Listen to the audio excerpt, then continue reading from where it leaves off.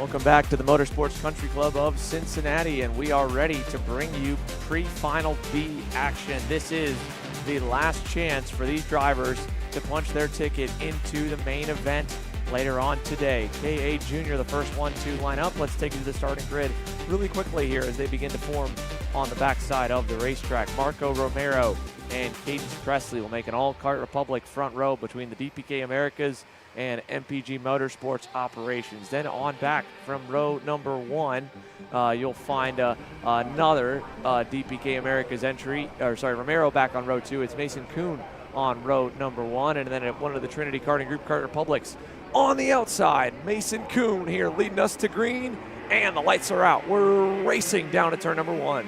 Yeah, good start so far by the two DPK America machines. They're able to get out to the lead early, side-by-side action there further back. Jeremiah Thomas, they're in the mix. Looking to get some moves done there as well, and everybody able to keep it clean here. Green flag still out. Mason Kuhn still our leader, and Marco Romero cycling his way through. And a little bit of contact there further back. A couple of drivers collected the 857 there of Gage Harden in the wall, and he's going to be out. Jacob Scheible involved, the 884 of Ezekiel Height involved, and three already will not make it any further here on the day. But Mason Kuhn leads us up and over the hill to Marco Romero. Good start, it looks like, for Thomas Anthony on the AMAX Racing Tony Kart. Little contact here. Oh, more contact, and around goes Indy Anderson. The 844 turned around in the back, or Isaac Gardner turned around. Anderson in the 880 still good, but Isaac Gardner spun in the back. Anderson right now safely in. 10th place is the cut line. Where does everyone stack in at the end of lap number one? Driver on the bubble, John Michael Dunnigan, who started there. Kennedy Tracy up a couple on the start. She's up and into 9th. Those two on your screen, 9th and 10th, last two currently into the main event. Yeah, last two drivers into the main event here right now. Kennedy Tracy in the MPG Academy machine. And you go back to John M. Dunnigan on the LN kart there as they try and work their way into the main event. Outside looking in is going to be Yutzi Smith and Jeremiah Thomas, 11th, 12th, and 13th respectively. So these drivers, a couple of car lengths separates the likes of Dunnigan and Yutzi here. So just going to have to get on the horse here and try to close down their gap so they can get closer to the transfer spot. Still a lot of racing action left to go. Just over 10 minutes left in this long pre-final B for all these drivers. Wyatt Smith there as well. He's in the 12th spot in the DR racing kart. And they're going to cycle their way through the main straightaway. There goes Tracy, and there's Dunnigan, who has been caught up by Yutzi, who's not close enough to get the move done, but there's a move further back. It looked like Smith was, Corsi was able to get the move done on Thermal Swami. And I think that is what happened. Cadence Presley there falling under fire to Mosley. And a lot of action all throughout this field here, Xander. Yeah, you know it's going to get desperate again. This is desperation hour at its finest, or maybe at its worst right now, where you're just trying to, pick off as many karts as you can. You don't know what's going to happen. You don't know how long this race could go, as there's a little bobble up the hill. That is one of the OTKs up the road. Might be Casey Mosley in the 827, just barely inside the safe zone, as there's a pass that could be back for the transfer right now. I think that might have been Christopher Yutzi going by on Kennedy Tracy for 10th. So here's the updated order. Kuhn and Romero still pulling away up front. Indy Anderson and Thomas Anthony safe there 3rd and 4th. Then Davis Henry, Presley, Casey Mosley, Julian Pollard, Yutzi, and then Tracy still in for the moment, but I think she may have actually lost another spot. John Michael Dunnigan now on the outside looking in. Jude Thermalaswamy trying to close up as well. And the comp kart of Connor Corsi has actually worked his way all the way up. I think he might have gotten around all of them and gotten into the bubble spot. So Tracy now in 11th, and Connor Corsi from the back of the grid in the 848 has already picked up about 10 spots. What a charge. Yeah, really good drive here in this one. A lot of drivers have made a lot of moves here. Thermal Swami, I believe, started further back in the field as well. 1 spot gain for him, and 5 spots lost for Cadence Presley, as the battle on our screens here, the battle for the transfer spot on the inside. There goes Dunnigan. He's able to get clear. Tracy and him make contact, so that's going to slow him down, and there's further contact further back. Thermal Swami and Corsi get together, and that's going to put him out of the show. That was Pollard, I believe. Yeah. No, Pollard still. That was Corsi. It was Corsi, and but it was Swami. Pollard that I called earlier. So my mistake, Caleb. You were right. Connor Corsi colliding back there with Thermalaswamy. So he goes out. And Jacob Scheible still continuing. Jude Thermalaswamy continuing as well, albeit now way back from the group. And John Michael Dunnigan through it all ends up in the safe zone. Kennedy Tracy now first driver on the outside looking in as she tries to charge back forward towards that BJR MDR machine. Up front still, Mason Kuhn, Marco Romero. They are working together to pull away. Here's 7 minutes plus 2 laps to go. And you can only imagine the nerves right now for all those on the fence line. The BJR MDR group trying to cheer on their young man in John Michael Dunnigan to transfer through. He is in 10th, so he's safely going to be the last one to go if it all holds. Back for 4th. Pass here. Another move further back as well. Davis Henry up and into 4th. And Cadence Presley going to make 2 moves right there. He'll get by Thomas Anthony. Yeah, driver further up dropped the tire there and lost a lot of time. Not sure who it was. It could have been Henry there, if I'm not mistaken, but just a very scary moment whenever you hear those rumble strips. Next thing, what we're used to hearing is somebody end up in the wall, but good that he's all right and continuing to lap around here. But Kennedy Tracy outside looking in, and we'll look at those lap times now. Last time around, 1 minute .175 for Tracy. She was about a 10th off of the lap time that John Michael Dunnigan was able to set. And Dunnigan not closing in on Pollard as of now, or Utsi. So this is probably going to be our fight here for the 6 minutes in case anything happens and all this comes unglued. I mean, we're so used to seeing that usually happen. This is just outside of the transfer spot here.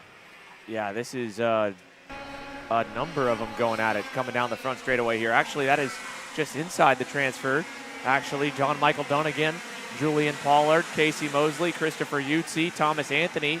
There's Dunnigan with a move. He'll go to the inside and pick up a position. But this group here, back from Cadence Presley, all within a second, and all but one of them are going to make it into the main. Kennedy Tracy on the back bumper of them all, back there in 11th, and then it's about a second and a half back to Wyatt Smith on the DR cart.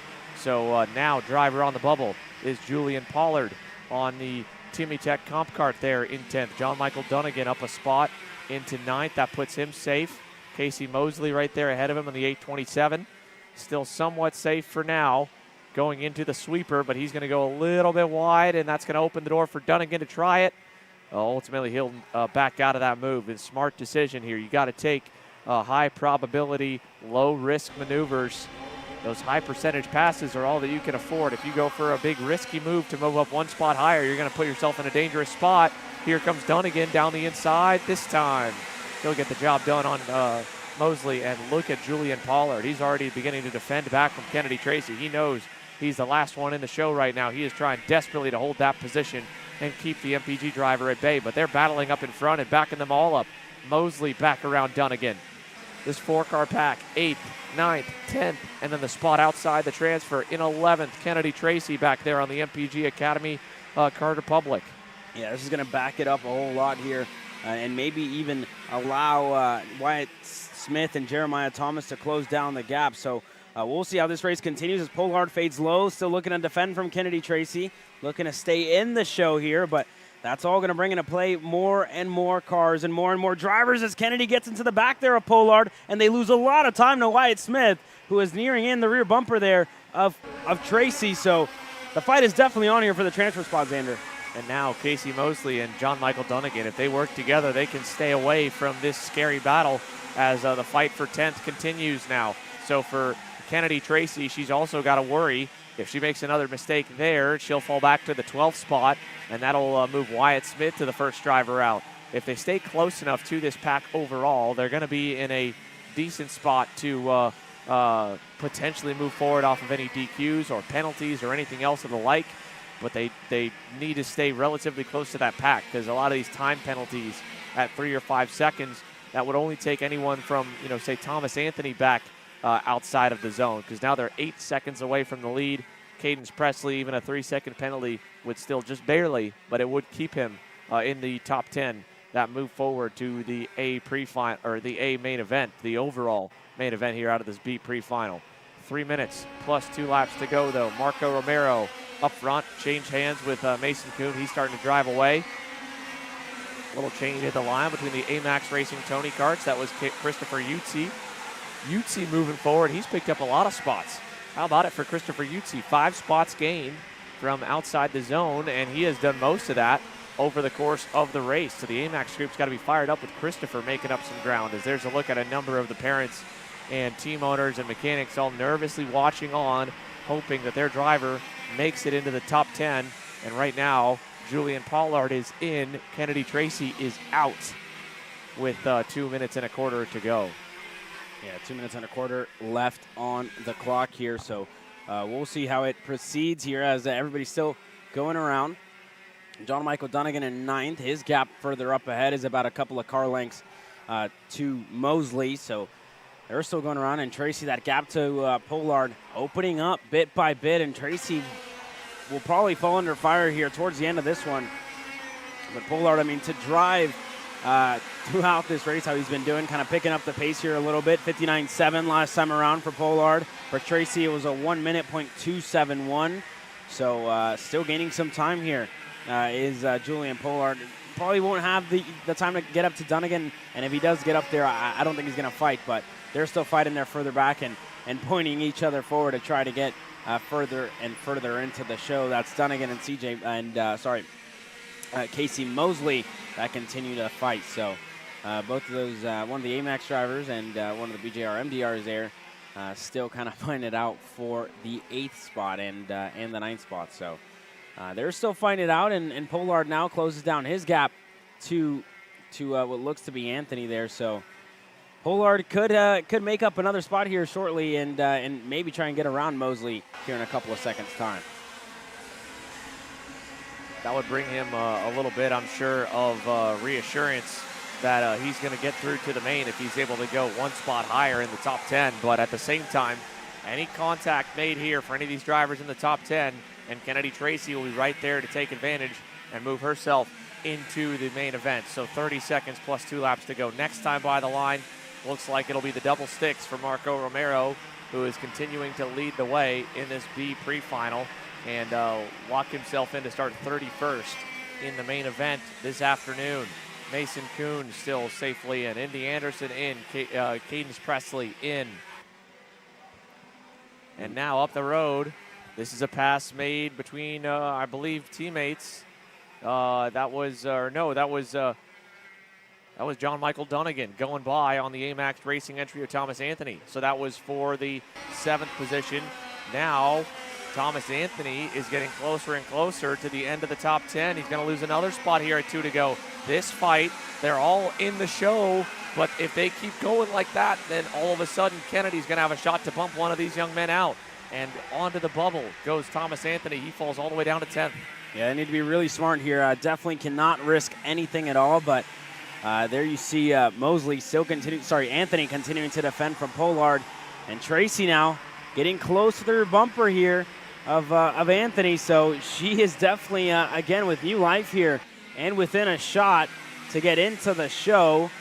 And we'll see what Kennedy Tracy can do. She is going to be in the draft, but goes a little wide there on the exit of 9-degree left-hander. Now Pollard going to defend, so it's all come unglued here in the last couple of laps. White flag in the air when they cross the stripe. And it's hard to say whether these drivers know they're in the show or not, because that was a big bump and run. And now Kennedy Tracy is going to get one of the spots. Tracy goes into the show. Outside for Thomas Anthony. He'll fall to 11th. And down to the inside goes Julian Pollard on the front straightaway again. Tracy trying to wave him forward, saying, look, we're both good. We're both safe. Take the normal line, but Pollard not going to do that. He's going to block low in turn 2. Yeah, they really have to play it smart here. And like you said, I don't think Pollard knows that he's in the show. But Tracy just trying to do whatever she can to try and get around Julian Pollard here. As Anthony, they get together. Tracy's in the wall. They're both out of the show. And that's going to promote Anthony. That was Anthony Wyatt Smith, who gets up there inside of the top 10. Oh, man, what a heartbreak for Kennedy Tracy. She was so close on the outside looking in up until this last lap. Got in. And for sure, the pressure mounting for Thomas Anthony kind of got into her rear bumper, turned her around, and crashes them both in turn number 5. But meanwhile, Marco Romero will score the B pre-final win. Mason Kuhn to second. Cadence Presley will hang on for third over Indy Anderson. And who will get the transfer? It will be the DR kart of Wyatt Smith from 12th. He'll go in to the main event in the 870. Yeah, there you have it. Unfortunate end to a couple of those drivers' race, and wow, absolute mayhem there in the end. As apparently outside looking in here, unfortunately, Drew Thermoswamy finished 11th, Connor Corsi 12th, Jeremiah Thomas 13th, Kennedy Tracy across the line in 14th here, unfortunately. You go back to Thomas Anthony, who I believe won't finish this one out in 16th. So yeah, and the bummer of that there is, even though, Thomas Anthony would probably get a penalty for avoidable contact, kind of moving Tracy up the racetrack and then hopping up onto our left rear tire. What's that going to do at this point in the race? They're both out. They both failed to finish. They both end up really taking the penalty of not going to the main. And you saw the frustration from the two of them. Tracy's head kind of just bowed down. Hopefully she's okay. That was a pretty decent impact into the outside barriers, and as well for Thomas Anthony. You saw him banging the steering wheel. He knew that right then and there in that moment that he was facing the wrong direction. His hopes of going to the main were dashed. So K Jr. already providing us some controversy, and we always expected. There's so much riding on the line in these B3 finals as to whether or not you get to make it in. But Wyatt Smith is going to the main event this afternoon, and looks like indeed Tracy over there by the officials. Just a quick check to make sure she's all right. She's sitting and alert there, chatting with the marshals. So they're just going to have to remove the go-karts, and then we will move on into the KA Stars B3 final. So already a good bit to talk about from the B3 final action. While they clear the racetrack, we'll go quiet for a moment and get ready for our second of the two last chance races.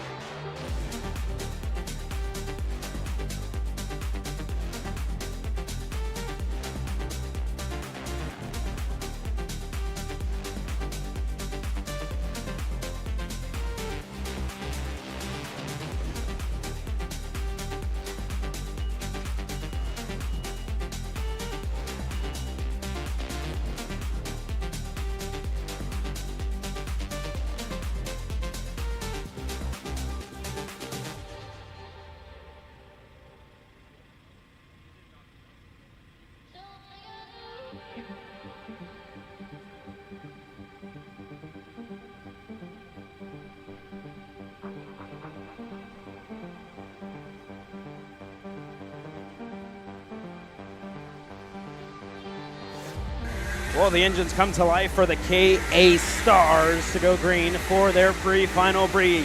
Let's run you down the starting lineup here for your KA Stars. Cayman Trachtenberg and Frederick Manning starting on the front row.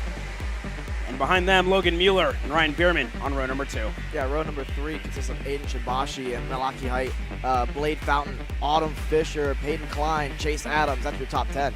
You go back to Lily Flintoff, Rush Gary, Gavin Dagenhart, Cami Pfister on rows number 6 and 7. Then you go back to Ryder Santos and Joseph Gollin on row number 8. Yeah, row number 9 and 10 consists of Chris Harrower, Landon Cardwell, Mason Walters, Carson Sauter. That's your top 20. And then a little bit further back is where you're going to see the likes of Eli Warren and others. So Eli Warren there on row 11 alongside Seamus McKendry, and then Cameron Estes. Lonesome there on row number 12. But for Eli Warren, he's been one of the quickest KA stars all weekend long. He seems to not be able to shake off the bad luck. He needs to make up at least 10 spots to put himself in the main later this afternoon. Well, we're all lined up and we get set to go green here for KA Stars pre-final B. We look to the lights, we're in the tram lines. Some early movement there further back, but we are racing here in KA Stars. Eli Warren kind of biding his time here in the back, not forcing anything too much, but still side-by-side. Autumn Fisher there gets a little bit of a hit check, and everybody able to cycle through. Flintoff there in this group, and a couple of others, a couple collected there further back. One of the Sodi Racing USA machines, that was Gollin there, unfortunately, and a couple more off the racetrack. Eli Warren escapes unscathed, but everything, Alex, coming unglued here early on. Yeah, well, this is what he said he was going to do, right? Bide his time. There's no need to rush. There is still 11 and a half minutes plus 2 laps. This is a long pre-final B here, and he needs 10 positions. And from the warm-up session, we saw he went quickest this morning. He actually would have been about top 10 in lap time in the A group. So we know the pace is there for Eli Warren. He needs to be patient. Around this area of the group is where we're going to see that battle for that 10th and final spot to put yourself into the main. But across the stripe for the first time around, it's Logan Mueller aboard the TKG Car Republic, He leads ahead of Trachtenberg, Manning, Bierman, Height, Shimbashi, Klein, Fountain, Adams, and Autumn Fisher right now sits in that 10th and final transfer spot. And you see some of the drivers that are off the racetrack as we look on to a couple of the battles. Autumn Fisher looking to work her way through as they go side by side further ahead. Adams there in this group. Fountain and Klein all kind of battling it out here for the 8th spot as they're all able to work their way through here. And a little bit of a hiccup there for one driver that got slowed way down. Shimbashi was in that group as well. And one of the GWRs, the 969 of Frederick Manning, who was in 3rd, is out of this race early. And there you see Shimbashi kind of work his way through. It looks like Klein's the driver right behind him. And they're all just continuing to fight here. And Eli Warren there already making moves. Last time when he crossed the stripe, he was 16th. We'll see what it looks like this time for Eli Warren as he nears the stripe. Inside there, Autumn Fisher looking to make a move as well. She goes up to the 9th spot. And Eli Warren, he's definitely charging forward. He's in 13th now, so making up a lot of time here is Eli Warren in his War Power Red Speed. Next on the list is Chris Harrower, so as Harrower goes on the inside there of Pfister. Pfister going to be stuck on the outside and lose that spot. Eli Warren, again, just being patient. He knows he has the pace on board that War Power Red Speed machine. So the 997 slowly, methodically making his way forward. Doesn't need to win this race to make the main, just needs to finish 10th. Obviously, the winner of this race will be 31st for the final, so it's about 10 spots up from where you would if you finished 10th in this one naturally. So you want to make up as many spots as possible. That's why you see drivers, even when they're safely in, still decide to race because they want to make up as many spots as possible and start as further up in the main as possible. Behind Eli Warren, that's McHenry and Santos going at this battle for 14th and 15th. But Eli Warren last time around has really closed the gap to Pfister, Autumn Fisher, and Harrower. This time around, Eli Warren is up to 11th. So the driver in front of him, Chris Harrower, is 10th. Harrower goes to 9th around the inside goes Harrower. Autumn Fisher's going to hold the outside. So now Autumn Fisher's in that 10th and final transfer spot. But here in turn number 4, no move yet for Eli Warren. I suspect it soon, though. Yeah, Eli Warren is getting close here to Autumn Fisher as he looks to make a move here into the Alpha Live hairpin. Not going to do it this time by. Stays in line. Right behind Eli Warren is Pfister, who has some pace in his AMAX racing machine. But there they go. Aiden Shimbashi looking to get a pass made on him there on the inside, and that move's done. Seamus McKendry's up 8 spots. Eli Warren finally able to get through on Autumn Fisher. Pfister able to get through as well, so that's another spot gain for them. Warren up 10 spots now as issues for one of the OTKs there further up ahead, pointing Warren by, and that could be make or break. I think that was Blade Fountain. That was Blade Fountain there who pointed Eli Warren by. He's up 11 spots safely in the show, just has to keep it nice and clean, nice and steady. When I spoke to his daddy yesterday, they're not worried about saving rubber. They're going to go through two heat cycles either way. They're just going to push flat out the entire way through here, Alex. Yeah, smart stuff from Blade Fountain, right? You had a mistake out of the final corner, decides rather than racing Eli Warren, you know he's quicker at this stage in the race. Might as well let him go and see if you can follow him through. But right now, Blade Fountain getting caught on the wrong side of the racetrack through turns 1, 2, 3, and 4. It's pushed him outside the top 10 now, so he's going to have to fight his way back into the A main if he wants a chance in this one. A few more moves being made all the way throughout the field as we saw a move there potentially by Pfister. The door was shut, though, by Seamus McKendry. Yeah, McKendry there looked to make the move there, just a little bit too deep on the brakes there. Unfortunately, not able to get it done, but Logan Mueller still our leader here as there's a move. McKendry to the bottom of the racetrack, looking to get through. He's able to get that move done on what looks to be Klein, and he gets it done. So McKendry up a spot, and now Klein going to fall under fire to Fountain. This is the battle for the transfer spot here as we look on to the last section there with all the rhino hide and all the rhino lining and all the rubber that's kind of getting picked up here. But it all continues to unfold here. Autumn Fisher now has reclosed that gap to Fountain. And Klein, as one of the TKG Kart Republics, out of this one early. What looks to be Gavin Dagenhart there in one of the escape routes as we have moves further up the field. This is near Chris Harrower. Eli Warren's in that group. And this is back with Seamus McKendry, who is safe and closing in on the likes of already be able to get ahead of the likes of Aiden Shimbashi in his JMF machine. So McKendry's up to 8th, Shimbashi back to 9th, and Warren locked in a duel here with Harrower and others as they continue to fight. Last person on the transfer spot here is Fountain. Klein outside looking in. Fisher outside looking in. Pfister also outside looking in. But the more and more that these drivers fight, the more that the likes of Klein and Fisher will be able to close down and look to work their way into the show. Yeah, this is not what you want if you're the likes of Chris Harrower and others in this group like Shimbashi. I mean, I was going to mention the movers and shakers we had in this race so far. It was Chase Adams up 6. At the time, last time around, Chris Harrower was up 10 spots, but he's lost about 2 or 3 this time around. Eli Warren, on the other hand, was up 13. It's even more this time around. He looks for a move to the inside, thinks better of it. No need to make any mistakes, any silly pass attempts, and risk being out of this race. Right now, he's safely inside the main event as it stands. He's up into the top 5. Chris Harrower now makes the move on the 911 of Seamus McKendry. So now they're going to try to work together, pull away from that group. Behind them, it is Blade Fountain. So last time around, he was 10th across the stripe. This time around, Blade Fountain moves up a spot to 9th. That moves Aiden Shimbashi now into that final transfer spot. Behind him, it's Klein and then Autumn Fisher, who sat in 10th for a majority of this race. She's now out of it as it stands.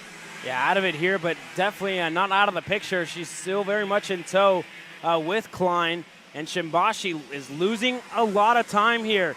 It seems like he didn't have the best of laps. 1 minute, .393 for Shimbashi and a 59.853, 0.6 better for Klein last time around.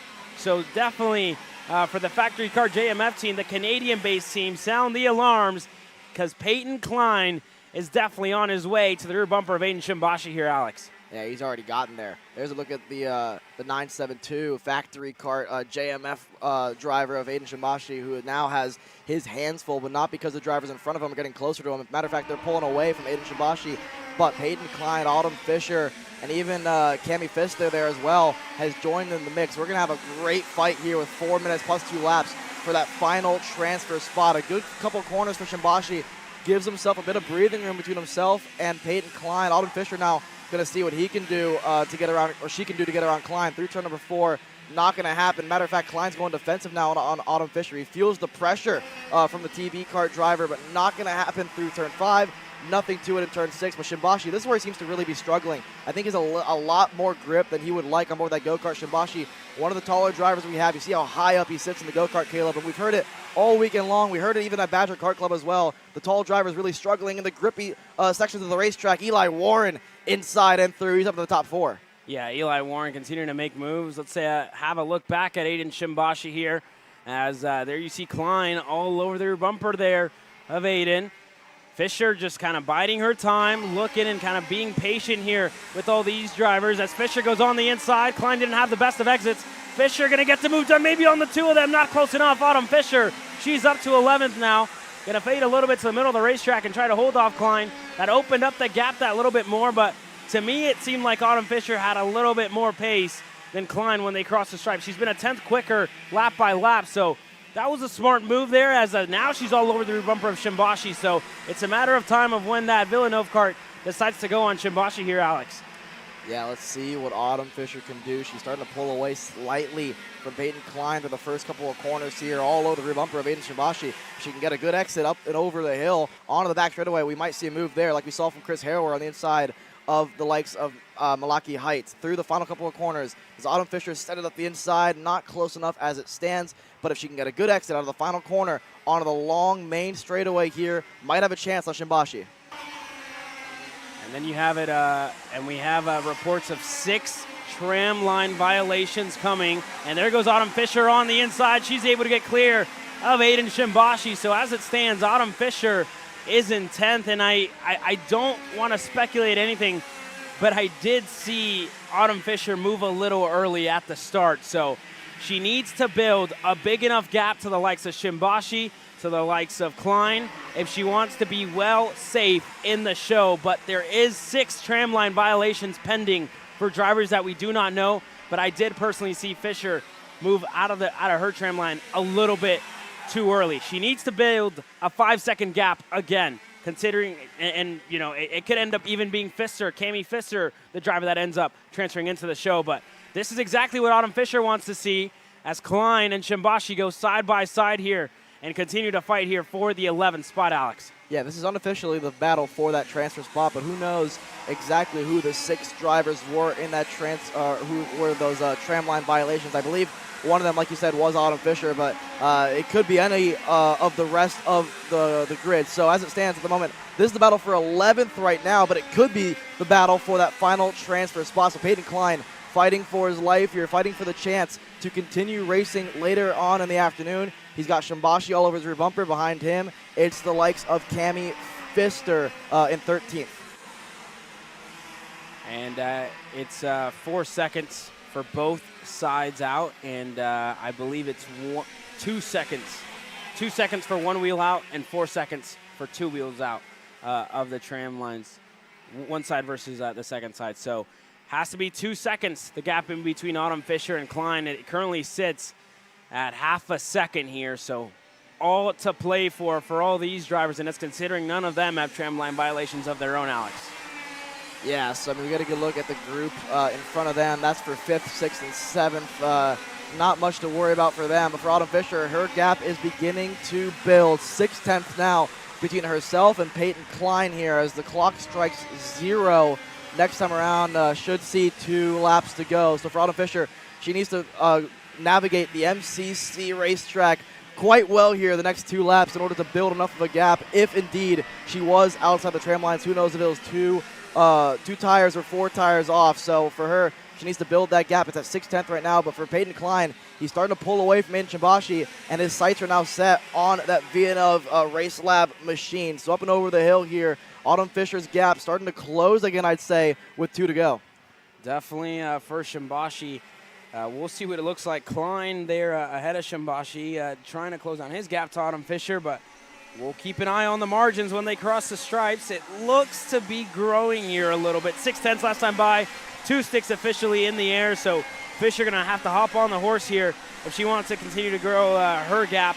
0.645, the gap in between Fisher and Klein, as both Shimbashi and Klein just struggling with too much grip. It looks like they're really glued onto that racetrack there, Alex. You see the two of them kind of go up on 2 wheels in a turn number 2 and just lose all the time to Autumn Fisher there, unfortunately, but it could be that Klein is a driver that transfers in, and Shimbashi could also be one of the ones with whatever tramline implications here coming up. So definitely a lot of question marks as we check back in with Eli Warren. He's in 3rd. Logan Mueller's in 2nd. And Bierman, the driver who leads this pre-final B. But we still keep an eye at the gaps. It looked like it closed there. And this is usually where these 2 drivers of Klein and Shimbashi kind of get just a little too stuck. But we'll see what the gap looks like. White flag in the air by flagman Justin Dittrich. And a move by Shimbashi. This is exactly what Autumn Fisher's going to need. Shimbashi goes side by side with Klein. Shimbashi loses a lot of time here. And that gap was at half a second. It could be even more than that here, Alex. It's going to be tight across the line to see if she has made a 2-second gap over Peyton Klein. The good news for Peyton Klein is that with that half move from Aiden Shimbashi, he had to back out of it in turn number 1, and he actually exited turn 1 with a bigger gap than he started. So now Peyton Klein has about 4 kart lengths over Aiden Shimbashi. He's pretty much in the clear now for 11th. And if he doesn't have a penalty and Fisher does, he will be the driver to be the last transfer spot in. This is the battle for that 8th position, side by side there. You don't want to have contact this late in the race there. That's between Fountain and Trachtenberg. Trachtenberg's going to get through. Fountain's going to lose the spot now to Trachtenberg. Across the line, Eli Warren barely misses out on P2 here in pre-final B, but it's Bierman ahead of Mueller, ahead of Warren, ahead of Chris Harrower, ahead of Seamus McKendry. Your top 5, Chase Adams, Height, Trachtenberg, Fountain, and as it stands unofficially, Autumn Fisher crosses the line in that 10th and final transfer spot, but with potential tramline violations, Klein 11th, Shimbashi 12th.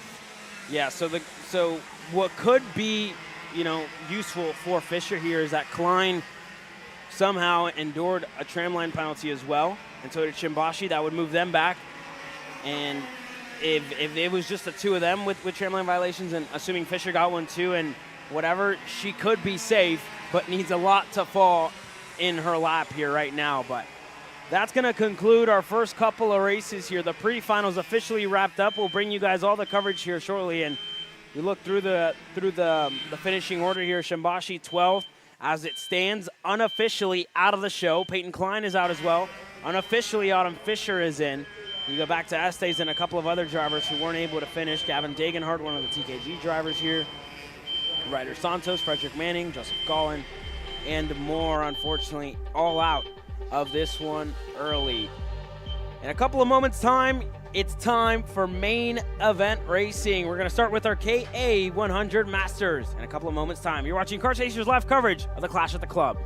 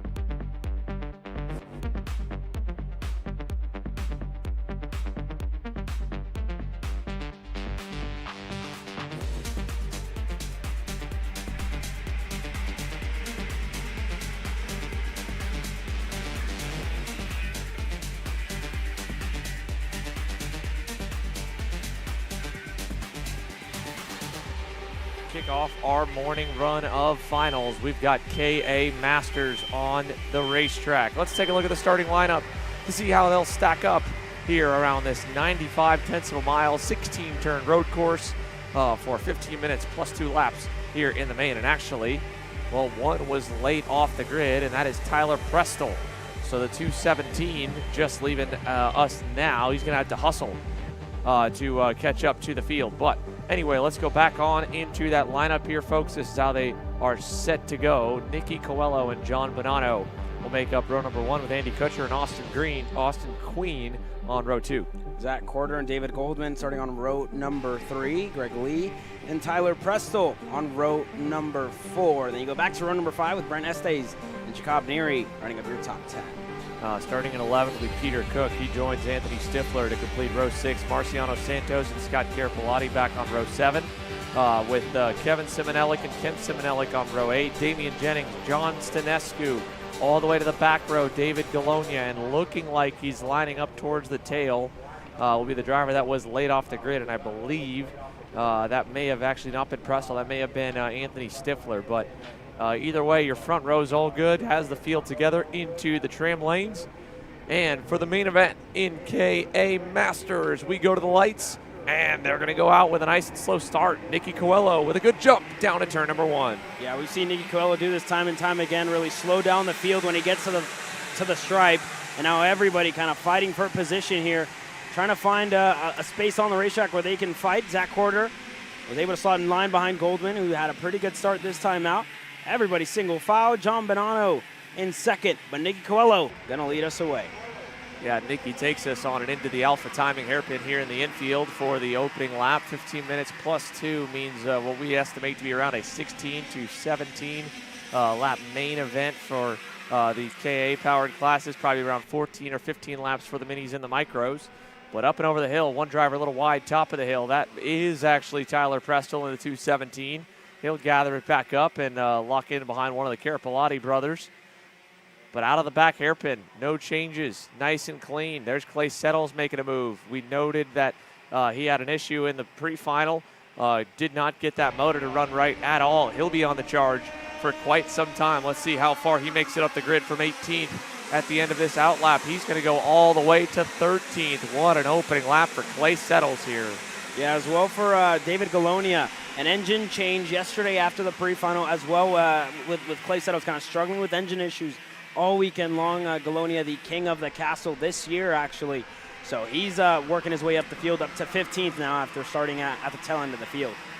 Yeah, David Galonia, what a run forward for him and Clay Settles. We'll keep tabs on both of them as this race moves on, especially these opening few laps, because there's going to be a lot of moves made for a bit, and then as the pack starts to spread out, it'll get a little tougher to move up the leaderboard. Settles with another run there up to one driver coming up and over the hill, and that'll be a nice pass on the AEM Tony Kart of Peter Cook. So move him now into 12th, another spot up. There's Galonia right behind on the Mark Steele Motorsports Bureau Art. He already got around Marciano Santos this lap, so now he's 14th. Settles again P12, and we check back in with our leaders right here. Nicky Coelho 2/10 up on John Bonanno and Andy Kutcher. Yeah, Coelho has started off with really good pace, 1 minute, .520. Everybody else kind of running the same lap times. Fastest lap at the moment here for Andy Kutcher. Still super early though, 1 minute, .490. So still a lot of racing a lot of racing on our hands, and it's kind of, you have to pick and choose your moves, when you're going to go, when you're going to wait, because a lot can happen, especially with this long of a race. It's the longest that we've gone all weekend long, and it's a very physical racetrack, so you need to pick and choose where to go and make sure you don't burn up your equipment a little too soon. Yeah, and speaking of burning up equipment too soon, I mean, with the heat, that's going to be doubly hard here because the sun is really starting to bake this racetrack. We've already picked up about 10 degrees in air temperature from where we were in morning warm-up. It's definitely hotter now. The sun is hitting every inch of the asphalt, and it's about to heat up, I think, for the lead here, Caleb. Big run for John Bonanno, right to the bumper of Nicky Coelho. He's not going to make a move yet for the top spot, but he's definitely starting to apply some pressure for that race lead as they go down to turn number 4. Behind him with Andy Kutcher, a car length away on the red speed. And this main pack goes back to Zach Corder in 6th. And while Clay Settles and David Galonia are as fast as the leaders, they need some more movement in this leading sextet up front to have any chance of getting there, because the midfield stops at Tyler Prestel, but they're 3.5 seconds back and counting from this leading group. Yeah, and we're seeing John Bonanno really close down his gap because he went purple last time by a 1:0.063, and there's Goldman on the inside of Austin Queen. He's able to get that move done, so Goldman up another spot, kind of a steady charge up the field. He's been patient. We saw yesterday kind of in the heat races and in the pre-final got just a little bit desperate to make moves early on in that race, but definitely slowing it down here a little bit, picking and choosing his marks and when to make moves, and he's doing a good job of it now. Ahead of him is going to be Kutcher, Bonanno, and Coelho. For Kutcher, I mean, it's a family affair here this weekend. His nephew out here racing as well, and Alex Kutcher in the mini Swift category. His brother usually racing here as well, but just not just a solo operation for Andy Kutcher here this weekend. While the KA Masters drivers continue to get a feel for this racetrack, one team that has seemed to have got it down pretty well, especially with their juniors, is MPG Motorsports. Alexander Sherrills caught up with Team Co-owner Race Liberante. Thank you, Xander Race. I'd say you guys have your hands in a lot of different classes so far, and in every single category, it's been pretty quick for you. How would you kind of summarize your weekend thus far? It's been a little bit up and down. The pace has obviously been there in a lot of the categories we're competing in. But when they're all that close and you have a bunch of kids up front, sometimes they get together. So we've had to have a couple little team meetings. We've replaced a lot of parts and chassis this weekend, but overall the pace is good in every category, and we're looking forward to having a good final with all the kids and see if we can collect some hardware. What do you tell your drivers in that situation when you have two teammates going at it for the same piece of real estate? They kind of get into it. They don't mean to. What do you tell them? Yeah, I mean, it's just a learning lesson. Like, realistically, both of them in a situation with another driver needed to learn from that same lesson if that were to happen. So just because it's the same colors, obviously there's, you hope for some teamwork there, but they're both fighting for a win. They're both amped up to go try and run for a championship this year. So just calming them down a little bit, and this is a lesson for the future, and they all know now that they've learned from it and they know what to do next time. Yeah, you had a bunch of the junior drivers and Austin Olds as well do the road tax race earlier. I mean, do you think that helped them heading into this weekend? Yeah, I think that package just helps the driver out. And, coming to the same racetrack a couple weeks ago, it's fresh in their minds. Go-karts are all pretty close now, so rolling off the trailer with some confidence is really important, and they've done that this weekend. Thank you, Race. Thank you, guys. Racing starting to heat up here a little bit on the racetrack now for the lead. We saw John Bonanno take a stab at getting by Nicky Coelho last time by. Now David Goldman is going to take over third, and the first moves are starting to be made in this main pack as Tyler Prestel now lurches on to the bumper of Andy Kutcher for that 4th spot. Behind him again still is Zach Corder, and while the leaders are staying close and want to keep tabs on them as much as we can, at the same time, Clay Settles just got around Tyler Prestel in 8th. It was Austin Queen, applying some pressure to Neri Prestel in the 9th spot now, and David Galonia will be up on his tail here shortly. Here's Settles. He's actually caught up to Jacob Neri. That'll be the last one kind of in the midfield. So Clay's charge through the pack right now, already up quite a few positions. Specifically for Clay Settles, 13 spots gained so far. He's looking to make it 14 from dead last on the grid. What a run for Clay Settles. David Galonia, he's kind of stalled out a little bit behind Bran Estes right now. He's currently 12th, Estes 11th, but he was only 0.2 back last time by. Up front, 7.5 minutes to go. Here's back to 7th as well. And there's so much that we're anticipating here, Caleb. But as much as we're waiting on passes and trying to not miss any, we haven't missed much in the lead. Outside of one attempt a moment ago down this straightaway by John Bonanno, it's been all Nicky Coelho up front. Here's a move further back. Austin Queen, I said he was going to be ready to go on Kutcher. He goes now through the sweeper, move Austin Queen up and into 4th on the QG3 Tony Kart. Kutcher back to 5th, and then Zach Corder still tailing off the main pack right there in 6th. He'll be the next one to look to maybe go on the Red Speed driver as they hit the front straightaway. And here's our move, our first one for the lead. John Bonanno to the inside and through. And David Goldman's going to go as well. Big move down the inside in turn 2. Yeah, Goldman saw there Nicky Coelho just go a little wide, lost time, and Goldman saw the opportunity and definitely took it there. So this is whenever you start thinking championship here, if you're David Goldman, you're in 2nd. A lot of points here on the table, another race win as well. And for John Bonanno, who wants to keep that #1 plate on that Timmy Tech comp cart as well, you definitely, you're starting to think about the championship and you're starting to think about everything. Every single point, every position matters here as Goldman has a really good run there out of the 90-degree left-hander. Fades to the bottom of the racetrack. Thinks better of it. Slots back in the line behind John Bonanno, but a lot of pace in that adapt cart, that Team Ferris racing machine of David Goldman, who continues to make impressions here on John Bonanno. Lost a little time there in turn number 14 and points emphatically there to Nicky Coelho to get up there and close down that gap to John Bonanno. But we'll see the lap times when they cross the stripe this time by a 1:04.09. Goldman 2/10 quicker than John Bonanno here at the moment, but a lot of drivers still in the fight. Austin Queen still in there. Andy Kutcher still in there. And as well, joining this party, Zach Corder in 6th. So a couple of MCC Pro-Am locals here in Andy Kutcher and Zach Corder just at the tail end of the lead group here. Yeah, and Zach Corder, I would think, would be a little more antsy to try and move up the order after having a bad run in one of the heat races with a crash that, he wants to make up for. He wants to get himself into a better spot coming to the end of the race. But very similar to what the pre-final showed. Everyone pretty much evenly matched through the top 6, all just kind of running a car length apart.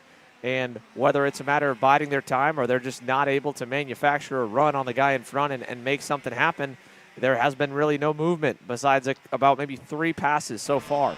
Clay Settles just made that move on Jacob Neary in the back, so move Clay now up 14 positions to 7th. What a charge for Clay Settles on the back of the grid. Galonia now up and into 9th. He's got a second to go to get there.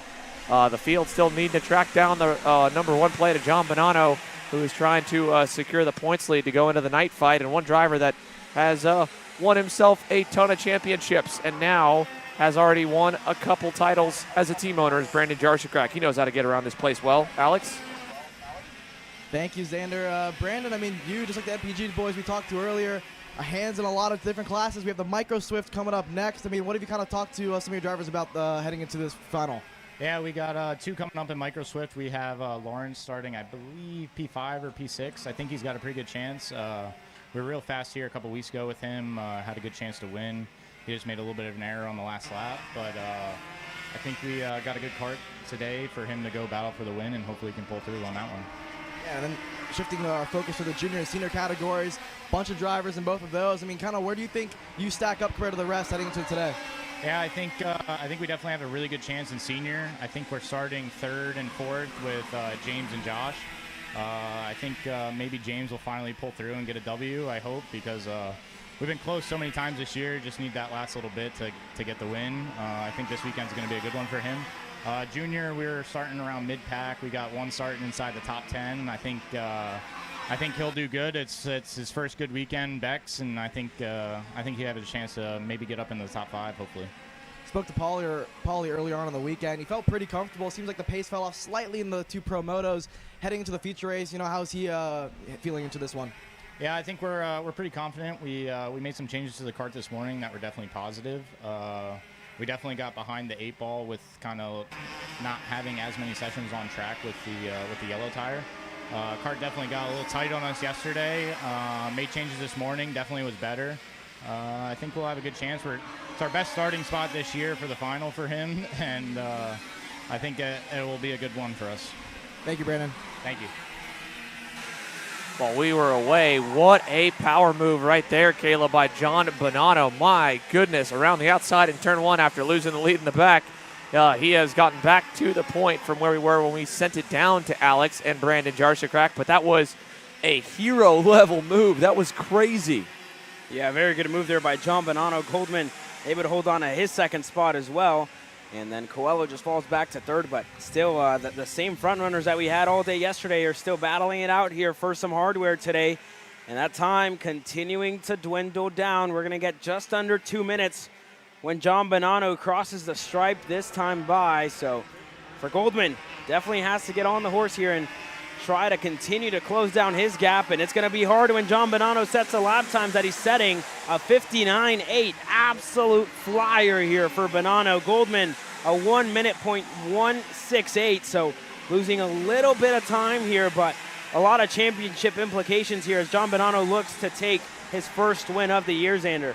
Yeah, it's crazy to think the number 1 plate has yet to go to victory lane in the Stars Championship Series, but he's got himself a hefty points lead. Entered the weekend about 45 up on Austin Queen. Now coming into the main event, about 61 points to the good, about 100 points back to David Goldman. He gets a main event win here. It's going to be cruise control when we get to the night fight for him to keep that number 1 plate for another season. But you can see Goldman there giving him a little love tap in that left-hander. He wants to keep reminding John that he's there applying the pressure, trying to force a mistake. And David Goldman, I think, might be the fastest car on the racetrack right now. He has definitely been close enough to drive up to Bonanno and make a move already. So he just needs to wind that car up one more time and make it stick. We've got 40 seconds to go. I think they're going to be, I don't know, Caleb, it's going to be right on the money of whether or not we get another extra lap out of it or we get the 2 to go this time. Yeah, we're definitely not going to get another lap. It's going to be 2 laps to go when they cross the stripe next time around. So for Goldman, has to really get on it here. He was about a 10th quicker than Bonanno last time around, but he's going to need more than that if he wants to contend for a race win, if he wants to contend for a championship as well. You know, it doesn't always matter about race wins. It doesn't always matter about finishing the best. Consistency is what's key, and that's how John Bonanno has been doing all year long. Super consistent on the podium every single race, picking up points. Big points are what matters here, and that's working out for him as quarter there on the inside of Andy Kutcher, so he's going to go 1 spot better up into P5, but officially crunch time here, Xander. 2 sticks in the air, 2 laps to go. Yeah, or should be as they cross the line. Yeah, that should have been 2 laps to go. I don't know if that was given or not.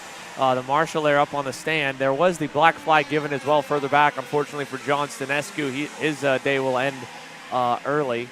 But I believe, 2 laps to go given on the panel. So indeed, 2 laps remaining. 2 more times for David Goldman to try and close up and make a move on John Bonanno. But to Bonanno's credit, I mean, he is performing as good as he has the entire race, Caleb. Last time by, he set his personal best. He pulled a 0.5 tenth up on the battle for second, and Nicky Coelho is helping David Goldman out every way he can. Eventually, Goldman knows that help's going to go away, and he's already feeling it. Down into the sweeper, kind of faded, about a car width lower, and he knows that at this point, without a major mistake out of the reigning series champ, this fight is going to end up being for second, and he's got to worry more about what's behind him than what's in front. Here's the white flag from Shaggy. Down the front straightaway, Justin Ditterich letting him know 1 to go.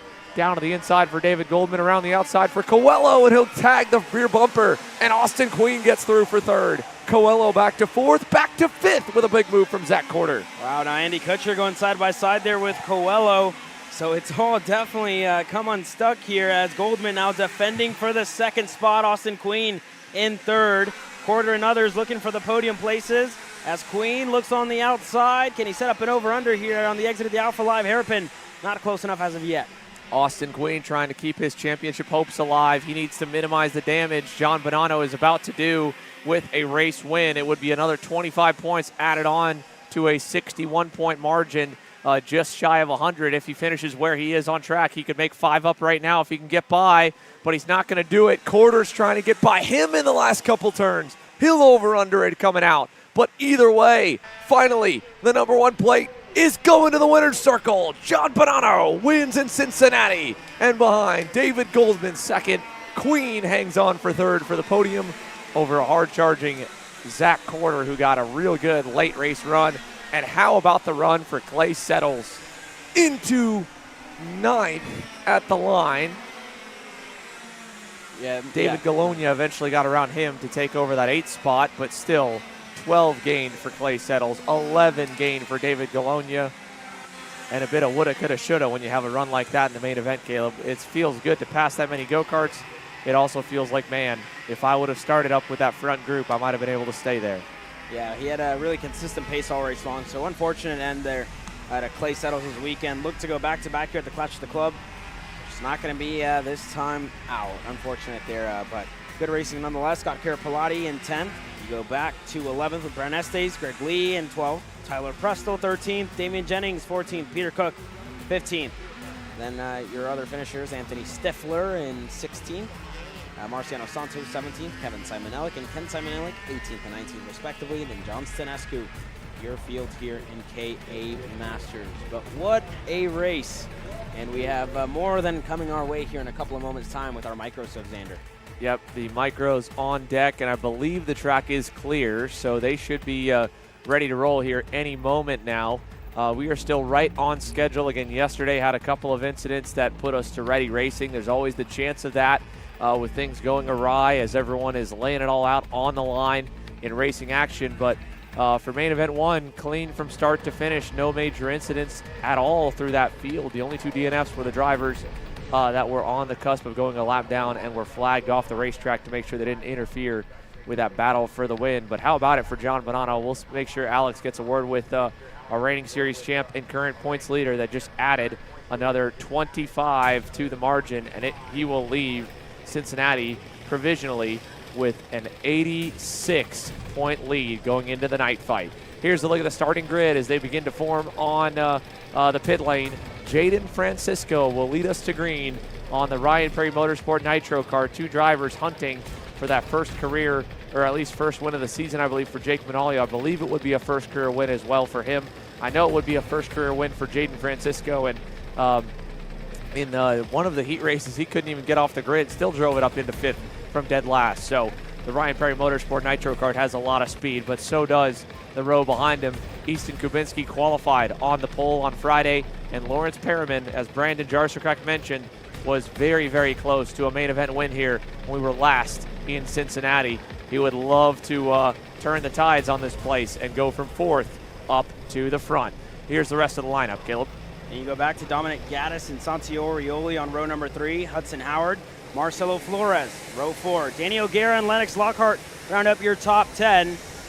On row number 5, Jack Katowski and Darius Warnovich on row number 6. You go back to Miles Wilson and Drake Williamson on row number 7, Wyatt Huntsberger and Will Feichentinger, row number 8. Lincoln Wiley and Jackson Frank on row number 9. We have issues for one of the MPG Academy machines, or it could be Hudson Howard here, who has some issues to get out of the grid. He was slated to start on row number 4, and he gets going now, and it dies again. So unfortunate for Hudson Howard, and they're able to get fired, but that motor just seems to be just not firing here, Xander, unfortunately. Yeah, this is a heartbreak down here on the access road. The drivers or the mechanics are trying to help out. Plenty of different colored shirts there. One of the MPG mechanics, Enrico, trying to help get that motor fired up. They've got him fired, and I believe he's away if it will go, but I think it just stalled out on him again. And they're going to try and pull him back in, but nope, I think that's going to do it. Hudson Howard will not. Oh, man, what a heartbreak down by turn number 2. It's not going to go. They're trying to clear him out here. Here we go to go green, though. Jaden Francisco, Jake Manolio, lights out, and they're racing down to turn number 1. Good start for Kubinski. Perriman's going to go a little wide, and we got 3 of them into the wall off the first turn. One of the MPG Academy machines there, a Kart Republic and an OTK collected here early. That's the 42 of Frank there. It could have been Hendrickson. I don't want to assume here early, but you can only assume as a lot of drivers collected here. Big contact. Jack Katowski and a couple of others. Lennox Lockhart look to be involved here as well. The 61 involved here. That's Warnovich. Unfortunate for the BJR MDR team. And those drivers are out of contention here early. So, man. We just lost about 6 cars here on the opening lap alone. And now, where is Zane Burgess going to find himself? It looks like Zane has already picked up about 8 spots as there's a big move down the inside. Looked like Marcelo Flores was trying to get by. Here is Zane making a move on Lennox Lockhart. That is going to be for the edge of the top 10 provisionally. So the Sodi driver from dead last on the grid, now already through most of the midfield, and we're just one lap into this thing. Francisco leads down to turn 1 to Kabinski, back to Manalio. O'Gara, and around goes Lawrence Perriman, right on the apex in turn 1. Oh man, they're all going to barely get by the 28. Oh, and the bad luck strikes again for Lawrence. It just seemed like Flores there moved over and kind of Perriman wasn't expecting that and went around, unfortunately. So, man, more and more drivers here collected. That's unfortunate there for those couple of drivers, but race continuing to go on. Manalo gives a signal there to Kubinski to push forward and try and close down the gap to Francisco. Danny O'Gara and Marcelo Flores trying to do the same thing. Let's go side by side down to Alexander Searle on pit lane. He's got one happy number 1 plate holder and a big points lead for John Bonanno. Thank you, Xander. John, I mean, I don't want to say a long time coming, but that's what it's been since New Jersey. So from your standpoint, emotion-wise, I mean, how are you feeling after that hard-fought victory? Yeah, man, it's great to get the monkey off my back. Like you said, New Jersey, my home track, was the last win I took in a final. Had a lot of heat wins, pre-final wins, but couldn't get it done in the final. Led a lot of laps in the final, but it feels good to finally get it done. I do need to set the record straight with Xander. I told Alexander I was going to do it. Charlotte, I was not being patient. I had a seat strut bolt fall out, I'm embarrassed to admit, and had no drive off the right-handers, which were critical to making passes. So you saw me follow those 2 guys around for the entire race. Just didn't have anything off the corners to make the pass. So. All right, one more thing here, John. I mean, what can you tell us about the track conditions right now? I know it was pretty grippy this morning. Does it feel like it just keeps getting grippier and grippier? Yeah, I was surprised it never even really got greasy for us yesterday. I did find a mistake I had and another mechanical embarrassment. I'm not going to admit what it was, but we actually made a slight change for the final, and it just freed the kart off the corner. It was something I did just for Newcastle because of the mixed conditions, and actually forgot to undo it. So once we did that, it was quick off the hairpins, and the rest is history.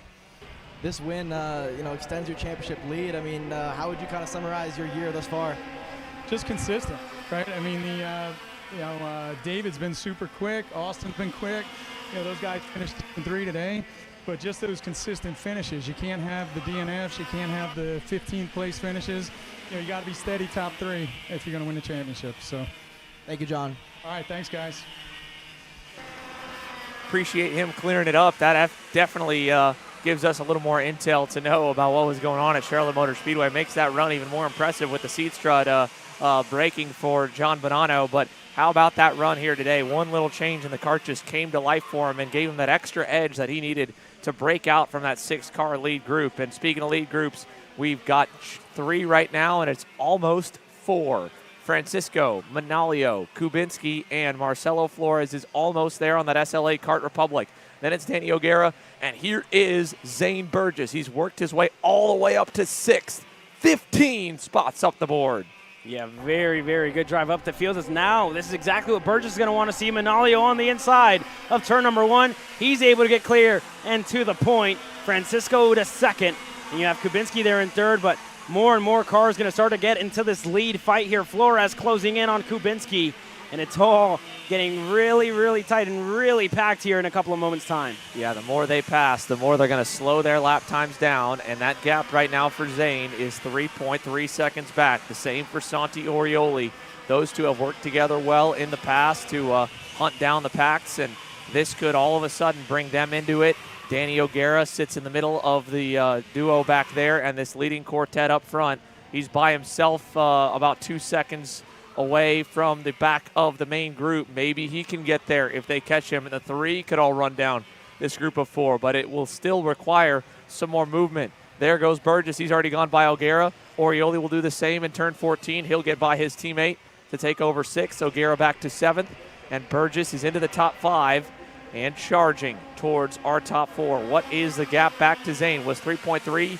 Even with a pass made, Caleb, he picked up 0.3. Yeah, and he's been about 2 to 3 tenths quicker every single lap for Zane Burgess. So he continues to make moves, and he's lapping, like I said, just that little bit quicker than the top 4. So he's already around O'Gara, so he has serious pace in that Sodi Racing USA machine. It has been a very busy summer for Zane Burgess, from week to week. He has been in some kind of race machine. He was up in Canada, I believe, even just as recent as last weekend. Before that, 2 weeks racing in Dowsman, Wisconsin. I mean, they have been keeping him active. And right now, that is where that all begins to pay off. It's one thing to be able to ride around in the lead group, put good laps in. Don't get me wrong. These 4 kids, this is not easy stuff. But to carve up a field, avoiding all that chaos on lap number 1, picking as many spots up as he did, and then still having the speed and consistency to run good times by yourself and hunt down the pack, I mean, he is doing a flawless job. Let's see how much that gap comes down now. Was 3 seconds even last time by. This time, 2.89, another 1/10 and a quarter knocked off. Yeah, that time around he was about 2/10 quicker than Marcelo Flores and about 3 quicker than the top 3. So he continues to close in on him, and whenever these drivers decide to fight, it's not if or when, it's when they start to fight. That's when Zane Burgess will definitely be there within a shot. But for now, Francisco being patient, Kubinski being patient as well. Flores just trying to really get up on that steering wheel and try and continue to stay with this group because they've been pulling away from him bit by bit here, Xander. Yeah, he is.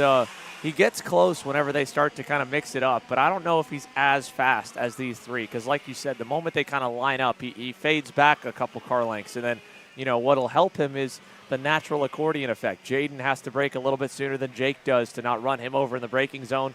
Easton has to brake even sooner, and then you go through a slow section like that in the back, and the gap evaporates. And now Marcelo's trying to make a run with it. He's looking for third. Turn 1, inside, clear. Marcelo Flores onto what could be a first career podium on the national stage, Caleb.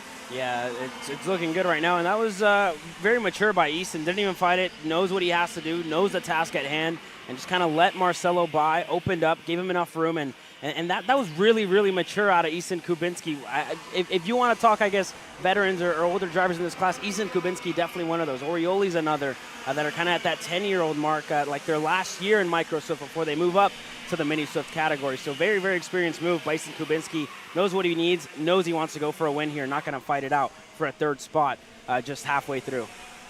Yeah, and I mean, you know, the big thing with that is the fact that he's been in the spot before. That's where that experience comes from. While Easton Kubinski hasn't yet gotten that major win, he's been in the lead pack many times over. He knows what it takes to stay in that group and to have a shot to fight with 2 laps to go.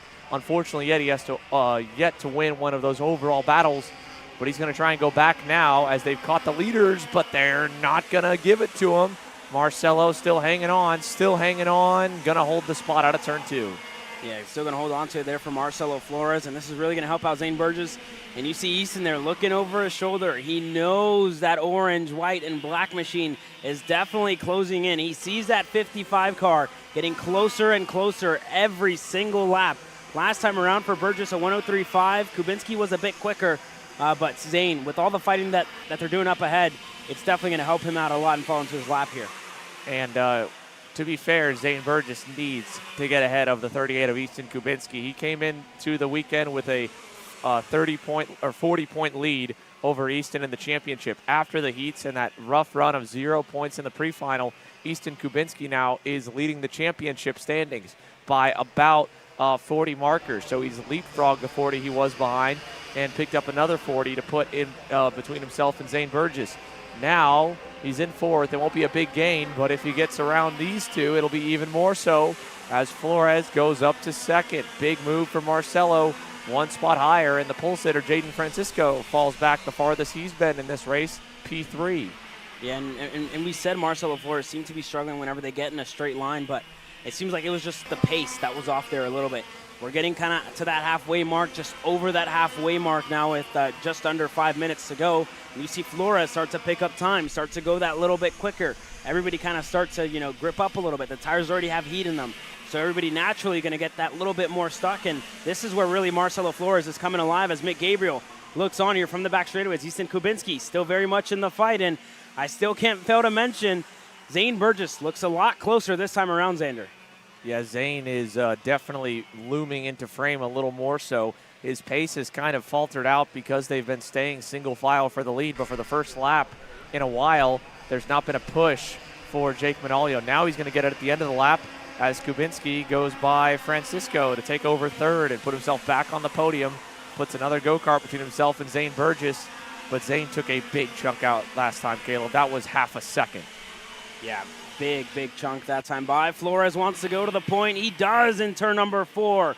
Marcelo Flores leads us away here at the Clash at the Club. In second, Manolio still very much in tow, and Kubinski back up to the rear bumper here of the 91 Team Ferris Racing machine. So a lot to come our way, and if you're Zane Burgess, that's definitely what you want to see, as there's a little bit of a bumper there by Jake Manolio. They're going to go up the back straightaway, up over the hill, side by side for the lead. Manolio to the bottom. Kubinski looking to follow. Flores on the outside. There's Francisco looking to get through, and Flores stuck on the outside. And this is exactly what the Sodi Racing USA team wants to see. There's still 3 minutes and some change left, plus 2 laps, so we've got plenty of time. Here comes the run to the front straightaway.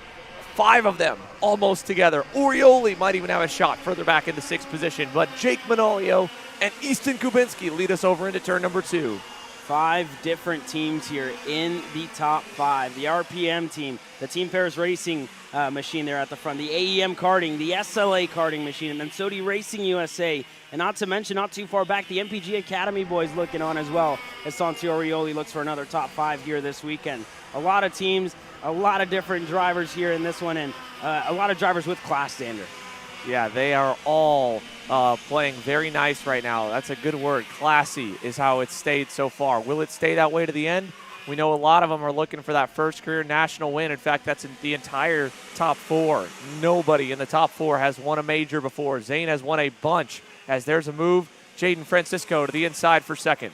Yeah, Francisco looking to go back-to-back. He won the King of the Castle last time out at the Stars here for round number 2 at the Stars Championship Series. So looks to go back-to-back here in Stars Championship Series events. Manolio still looking for that breakout win. So is Kubinski, and so is Marcelo Flores looking to get his first U.S. national race win. A lot of wins at Scusa, Mexico, but there goes Flores to the point of the field, inside and clear in turn number 2. Sorry, good correction there about our current leader here in Jaden Francisco. You're right, round 2 winner, trying to go and make it 3, bring himself into the points fight even after missing the opening round. He entered the weekend 9th. He's going to leapfrog a bunch, might leapfrog some more as Zane goes to 4th in the infield.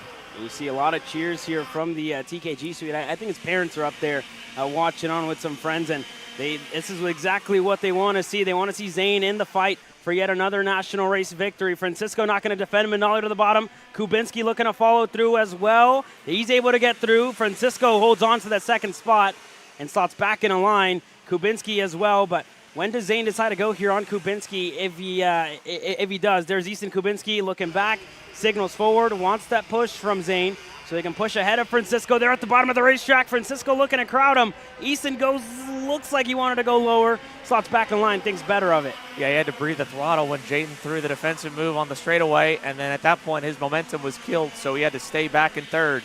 Zane Burgess has a run on him though. Over to turn 4, he's going to look low for 3rd. No, Kubinski shuts the door. Yeah, and they continue to cycle through. A little wide there on the exit for Kubinski. A little bit of a gap. Zane wants to lead the group. Does Kubinski fight it?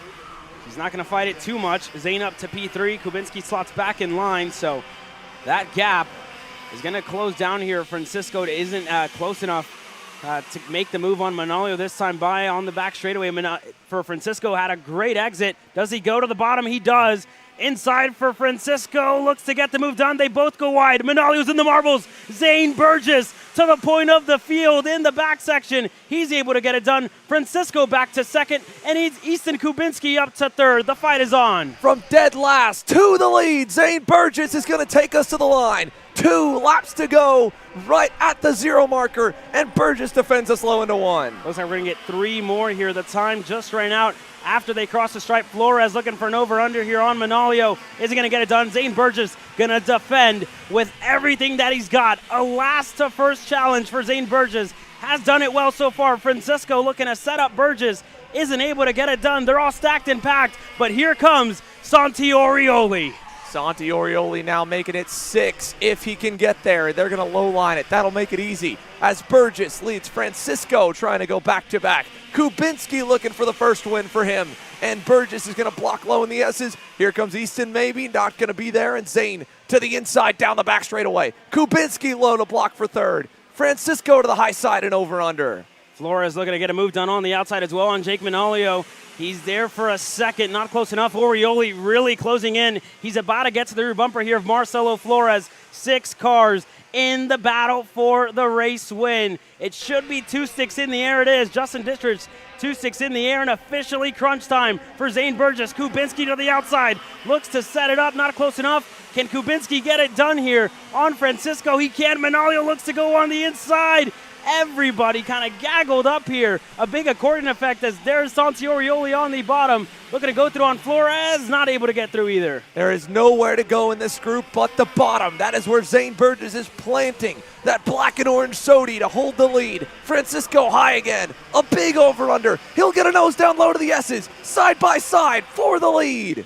Side by side into the S's. It's all going to be to play for here for Francisco on the exit of the left-hander. Manolio goes on the inside of Kubinski, who drops a tire in the grass. Orioli gets staggered as well. Lennox Lockhart is on his way to the rear bumper of the MPG Academy machine. Flores looking to get that move done on Kubinski. Takes advantage, and now it's 3 cars who have broken away here from that lead pack.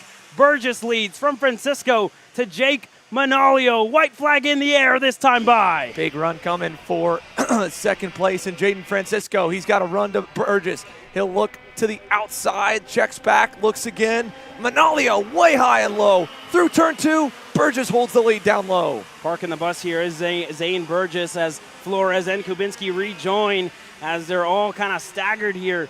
Zane Burgess, a master-class defensive maneuvers here, really holding everybody back and doing a good job of it, kind of breaking mid-corner to continue to hold them back and have the best exit that he can. Everybody moving high, low. Flores looking for the move, and they make contact. Francisco's collected. Manolio's collected. Lockhart goes off. Now, who is going to end up on the podium? Big contact there up in the front. But Zane Burgess has a lead of 3 car lengths back to Easton Kubinski. Final time up and over the hill. Can Burgess make the last to first charge stick? He's got 2 more turns to go.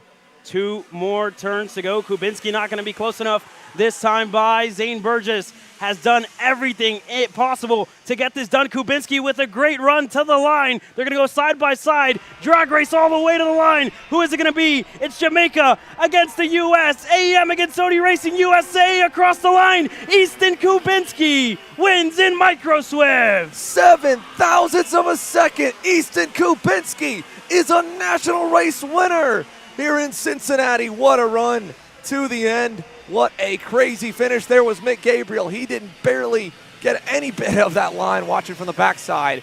But Easton with a huge launch out of the last turn. What a run. What a race to the line. Zane Burgess, 7,000 shy. Oh, all those spots gained, all those laps led at the end.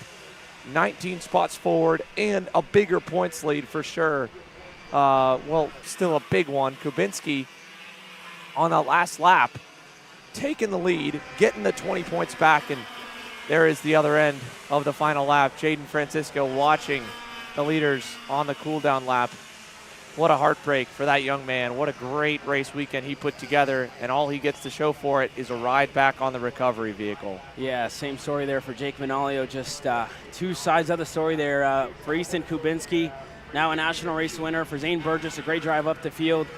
For Jake Manolio and Francisco, unfortunate end there, but a race that these drivers can all be proud of, and they really delivered for everybody on the fence line, on their toes, had that fence line absolutely packed, had us on our toes, had us on our feet, on the edges of our seat here. These young drivers are going to be superstars, and they already are superstars. Delivered some of the best racing that we've seen all weekend long, and we're getting ready to shift some gears here in a couple of moments' time with our master shifters. We go green here in a couple of moments' time.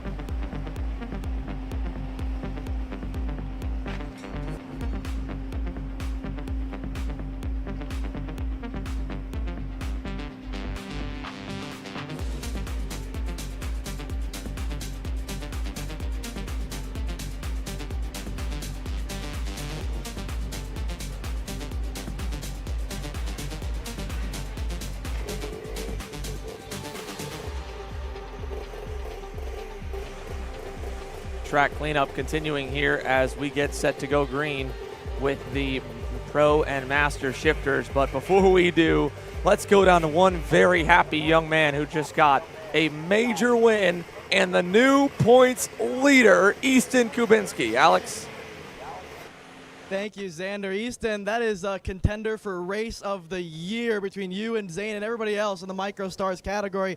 What was that race like from your perspective? Oh, honestly, dude, it was crazy. Like, at the start, everybody bunched up. I fell back a little, and then everybody was passing each other. I was like, let's go. I don't want anybody to catch us. And they all defended, and I was like, all right, someone's wrecking. And so someone went to the inside, and they went 3 wide, and I don't know if they flipped or not, and I over-undered them. And then, sorry, I'm lost of words. So happy. And then the last 2 corners, Zane defended because I was kind of there. I could have made a move, but then we would have both wrecked. And then the last corner, I just had a monster run and pulled on long side and tucked to the line and got it done at the end. There's got to be a lot of people you want to thank for this victory. Name them for us. My mom, my dad, my grandparents, my team, Mick, Michael, AEM, everybody that's helped me, my friends, my dad for telling me what to do on the track, and especially my mechanic, Brian Jacobson, And so thank you all. Congrats, Easton. Thank you. What an awesome run, and how about a great interview to boot. It sounds like we're going to be having to talk to Easton Kavinsky a whole lot more often now. He is officially a race winner in the most spectacular way possible. Now, when we talk spectacular, there's nothing in our sport that beats it than a standing start with these 6-speed, 125cc, 40-plus horsepower machines that we call shifter karts. Pro Master and ROK Master on the grid now. Scott Presti on the inside in the Ralph Schumacher red and white VTM Racing Team livery. The number 1 plate, the reigning champ, Joe Ruck, on the outside, and that Maranello will go to the Track Systems North America lights for the final time in Pro and ROK Masters action. Who gets the jump off the line? And we are lights out, and it's going to go to Presti with a whole shot down to turn number 1. Matt Machiko going to lose third. Skitchy Barnes with a great jump. He'll go to P3. Yeah, very, very close there. Joe Ruck had a really good jump off the line as well. Just that little bit better for Scott Presti having that inside line. Ruck not going to waste any time. Inside, he's clear. I spoke too soon. He is clear, though, into turn number 4. Yeah, Scott Presti did not want to give up that spot over in turn number 4. He's right behind Joe. Big rear end slide for Skitchy Barnes. Matt Machiko is going to be all over him for third as the leaders go through the S's for the first time. Then Barnes, Matt Machiko there on the Magic Kart, and Mike Rivera with a great start as well in the GFC. He's 5th. Yeah, good run here for Mike Rivera last year as well, and he's looking to have that same pace he had last year here this year. And this time out, Scott Presti staying very, very close and keeping tabs on Joe Ruck here. A little bit of a slide there for him on the exit of turn number 14. He's going to lose a little bit of time coming to the stripe, but as it stands, Barnes there in the 3rd spot, lead ROK Power Plant machine here. And you go back to 4th with Matt Machiko. We saw him and Skitchy get into it in both of the heat races earlier yesterday. And it took Machiko to get around Skitchy Barnes, but after seeing the pace that Magic Kart machine had this morning, Skitchy Barnes is definitely going to be worried. Yeah, I mean, Skitchy Barnes is able to get what he can out of the start, but this track definitely favoring the KZ package a little bit more, I think, than some of the other ones that we were in the previous rounds. So he's doing everything he can to stay in the top 3 overall. Right now, he still leads the way in ROK Masters over Rivera, who's about a second back from him. But while Joe Ruck leads early and wanted to get that lead early with that good move in turn number 4, it's Scott Presti right behind him. And we're going to go down to the other half of that crazy battle. 19 spots gained for Zane Burgess, an insane run. He comes up P2, Alex. Thank you, Xander. Zane, that was insane there. Almost last to first. It was .007 at the line. You look happy. Are you happy after that one? Yes, really happy. How did you do it? How were you able to drive through so many go-karts in that race? Just focus and then just keep your head into it. The entire SOTI team has put a lot of effort into this weekend and in the year as a whole. I mean, who do you want to thank for this second place finish? My coach, my mechanic, and my engine builder, Woldrer, and everybody on the team. Thank you, Zane. Good job. Thanks. And you can't wipe that smile off his face here if you try. That's still such an impressive run. It keeps that championship alive for Zane even after losing the points lead a little bit here this weekend. It'll be an all-out fight between him and Easton Kubinski when we go to Trackhouse Motorplex for the night fight. 60 markers, I believe, will be between the two of them after that crazy run to the line. Meanwhile, still up front, Joe Ruck in the number 1 plate. Scott Presti applying chase.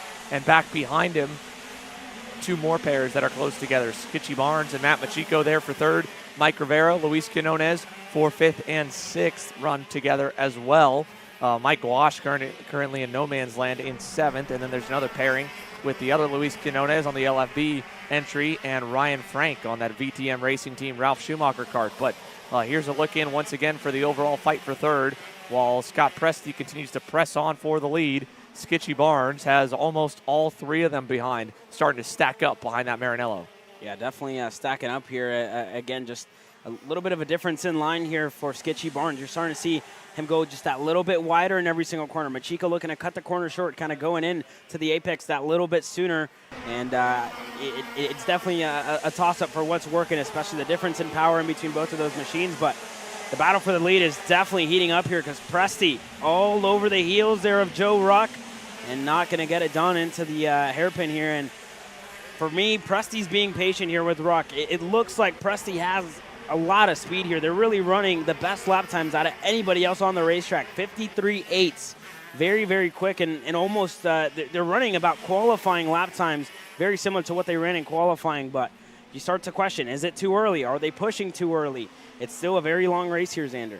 Yeah, you can see the back end of Joe Ruck's kart seems a little bit more unstable than Scott Presti on the RS kart. So whether Scott is taking his time or if Joe is just being a little bit freer through the rubber, being able to kind of still get away, is hard to say. But we'll definitely find out as we go on, because now here through turn 1, that gap opened up for a minute, bigger than it had been in a while. And even, the difference in line through turn number 2 is pretty massive. I mean, you saw Joe Ruck kind of a wider entry, a narrower exit. Presti even in turn 4. He's a half car width to full car width lower on the racetrack to get under that rubber and kind of use that as a banker to then rotate the go-kart and pivot and come on out. And I don't want to speak too soon, but it looks to me like if anyone's tires are getting worked a little harder of the pair, I'd probably say the rear tires off that Maranello of Joe Ruck in front. But as long as you're in the lead, you can still control the race. You can start defending if you feel the pressure.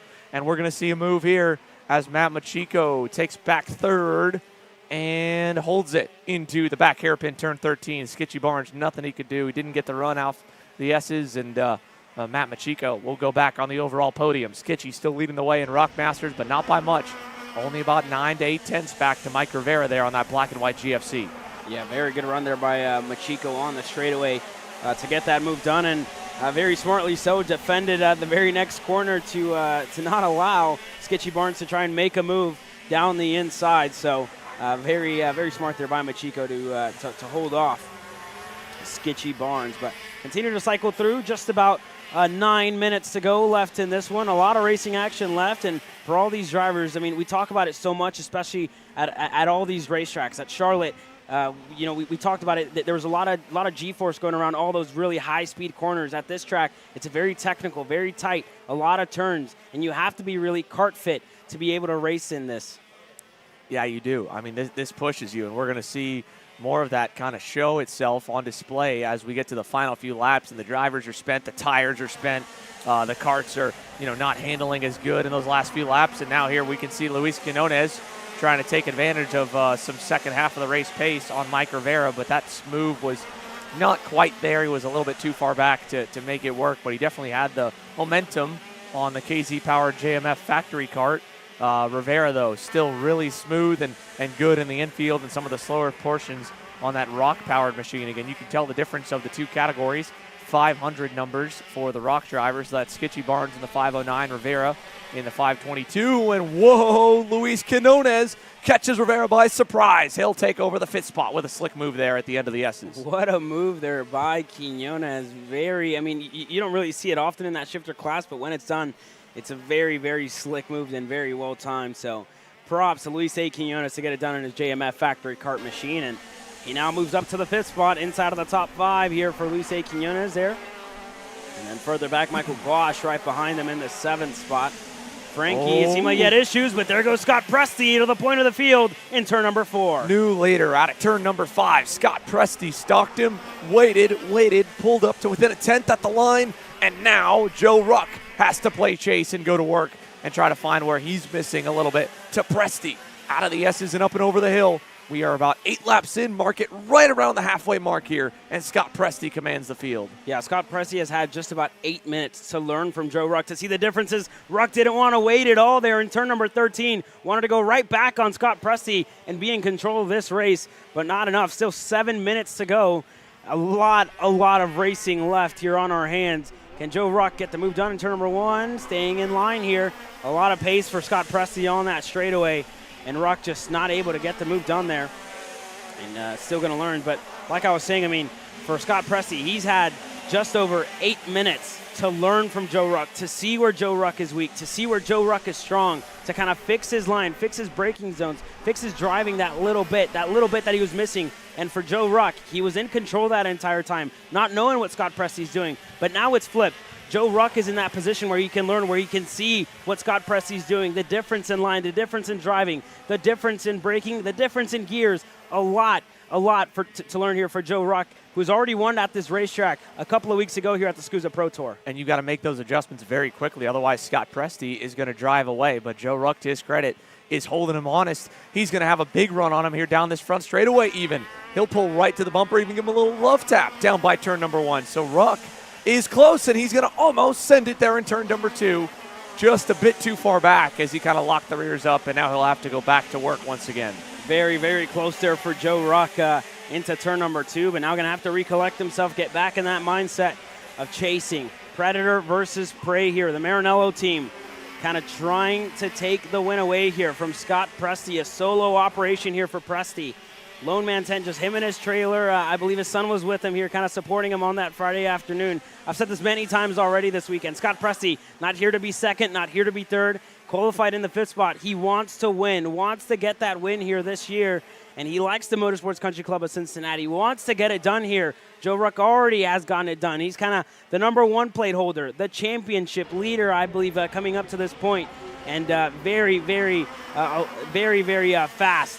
Very, very fast man, Joe ROK is.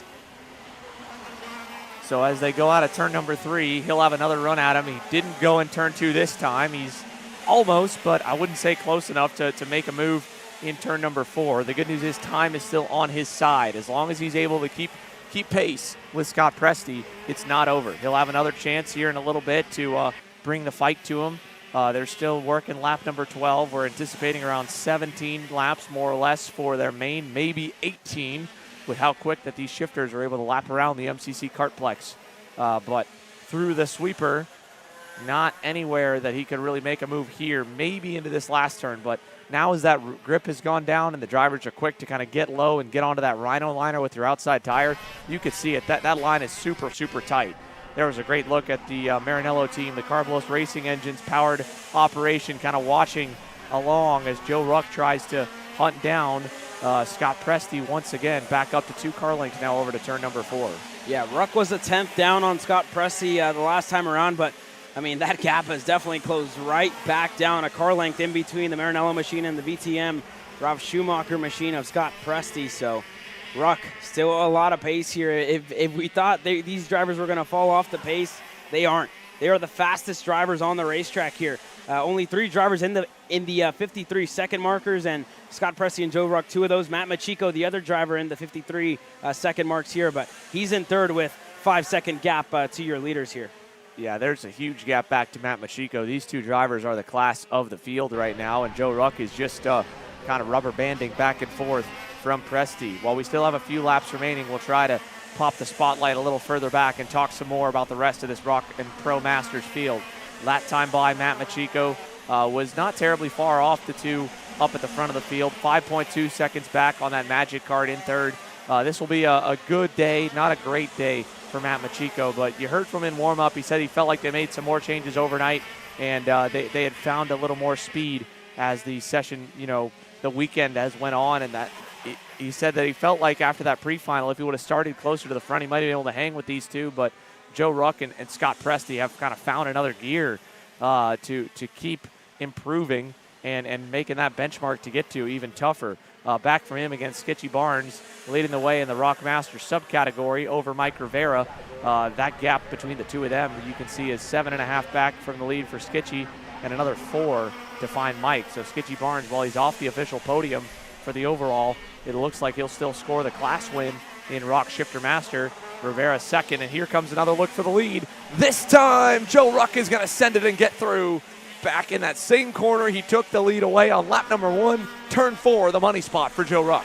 Yeah, that's where he was able to get it done. He's been right there with Scott Presti. He ran a 10th quicker than Presti last time around, but I mean, all this is about to become a really very, very big racing action here coming our way here in a couple of moments' time. Just under 2 minutes to go, 1.5 minutes when they cross the stripe. So it's going to be 1.5 minutes plus 2 laps for Joe ROK and Scott Presti as they fight it out to determine who's going to be the winner here at the Clash at the Club. This time by, we'll see what the lap times look like. It's going to be a lot better for Joe ROK, obviously, with making that move. 54.2 for ROK and a 54.5 there for Presti, but still very, very much in tow with Joe ROK here. And for these drivers to be going the speeds that they're going to be pushing the way that they're pushing is really, really impressive here, Xander. Yeah, this is the last bit, that last bit of endurance, the training during the week, the extra couple laps on a test day when you really don't want to go back out again. This is where that all pays off. staying physically fit, staying mentally tough, and in Scott Presti's case, keeping up with Joe Ruck here. He can't afford a single mistake. If Ruck makes one, he could maybe defend the next corner and get away with it. But when you're the chasing car, there is no safety net. There is no one behind Scott Presti to push him back up to Ruck, as sadly the weekend will end early for Hugh Templeman. He's going to get flagged off to the wayside on the Magic Kart and give way to the leaders. They already did the same for, I believe, a few others. John Ditzelwig may have gone out even before, and then as well Dominitez Ortiz back in 12th with the DNF also. But here comes Presti. He was looking low for a second there, but that was, I think, more just to kind of reset where he was at on the racetrack, because he is now faded to about 3 car lengths back from the Maranello driver out in front. Yeah, and he's really going to have to get a move on here if he wants to be within a shot for the race win. When they cross the stripe this time around, it's going to be 2 laps to go for Presti and Joe Ruck as they fight it out for the race win here. And Presti closing down that gap on the back straightaway here. It's now down to a car length, half a car length into the corner. So we'll see what it looks like when they cross the stripe. But Justin Dittrich going to give us the 2 sticks in the air this time by. 2 laps to go. Joe Ruck just needs 2 more clean laps around the MCC Kartplex to keep Scott Presti at bay and not have to start white lining it and defend. But turn 2 didn't look too great for him. Presti's got a little bit of a run through 3. I don't think he's close enough, and he will not be, but he'll get right to the rear bumper and continue to just apply chase. All he can do right now is hope for a mistake out of Joe Ruck to get him that last car length and get onto the bumper where he could send a move to the inside. But Ruck was so strong that time out of turn number 7. He'll pull that gap to 2 car lengths here through the S's. Yeah, going to be a very, very big gap here for Joe Ruck this time around. White flag will be in the air, so what can Scott Presti do? He's going to really have to get on that throttle and start banging some gears here to really get on that rear bumper of Ruck, who it looks like he went defensive there into turn 14, trying to hold off Presti, and whatever he did seemed to have worked, because white flag is in the air, and that gap is as big as we've seen it all race long, about 3 car lengths, almost 4 car lengths in between Scott Presti and Joe Ruck here in the closing stages of this race. Joe Ruck needed a big weekend here in Cincinnati to kind of vault himself back up and into the championship conversation after a rough go in Indiana that put him all the way down in 11th in the championship standings. This is going to help a lot. Points leader Matt Machiko finishing 3rd will kind of diminish a bit of that return, but still it'll be a 25-point gain for the number 1 plate on the overall leader to give him a fighting shot to keep that number 1 plate on the go-kart when we head to the night fight at Trackhouse Motorplex. And as he goes to the last 2 turns, Presti, one last heave, it won't be enough. Joe Ruck out of turn 14 will take us down the front straightaway, and it's a return to victory lane for the number 1 plate. Joe Ruck wins in Cincy. Good run there by Scott Presti, and I know his wife and his son very, very happy there after what was a very, very hard weekend for Joe, to say the least. It started off really well, putting it on the pole position, and then winning one of the heats, and then issues for him in heat number 2, having to work his way up the field in the pre-final. Got it done here in the main event, and as well a big shout out to Scott Presti for the racing that he delivered. Was super consistent, had to work his way up after and off qualifying in his eyes, qualifying 5th, had to work his way up in every single heat and in the pre-final to really qualify up there. But round of applause for Scott Presti, because he is an absolute warrior. And Scott Presti as well is going to pick up a number of markers on the weekend over the rest of the field, especially with that really good pre-final and good runs through the heats to put him at the front. So with the points leader still ending 3rd, it's not the biggest swing, but it will tighten up through further back. Don't know what the issue was, sadly, for Jake Fetter. He was not able to make a single lap and didn't, I don't think, make it out for the main, and it may have been the motor let go when he went out in the end of the pre-final at turn number 2. So sadly, that took the Timmy Tech Comp Kart and the 2nd placement in the overall championship out of contention. But it's going to make things very mixed up when we go to North Carolina. We've got the lunch break coming up, folks, for the hardworking camera crew and Stars Championship Series officials, as well as the MCC track team. We go back green at 40 past the hour in approximately 30 minutes. And, let's check back in on the front straightaway. Looks like Joe and Skitchy are burning them down for us here right in front of the flag stand. Yeah, so that Maranello team going to be absolutely fired up here with Joe Ruck and Sketchy Barnes both winning in their classes. Joe Ruck taking the overall win here today. But round of applause for the entire Maranello team, as there's Mike Rivera, who looked like he wanted to get on some of the action, going to go into the pits. But lunch break here coming up, and when we come back, a lot more racing action coming our way. Quite a few, folks. 30 minutes, and we will return, beginning with a 40-driver KA Junior main event.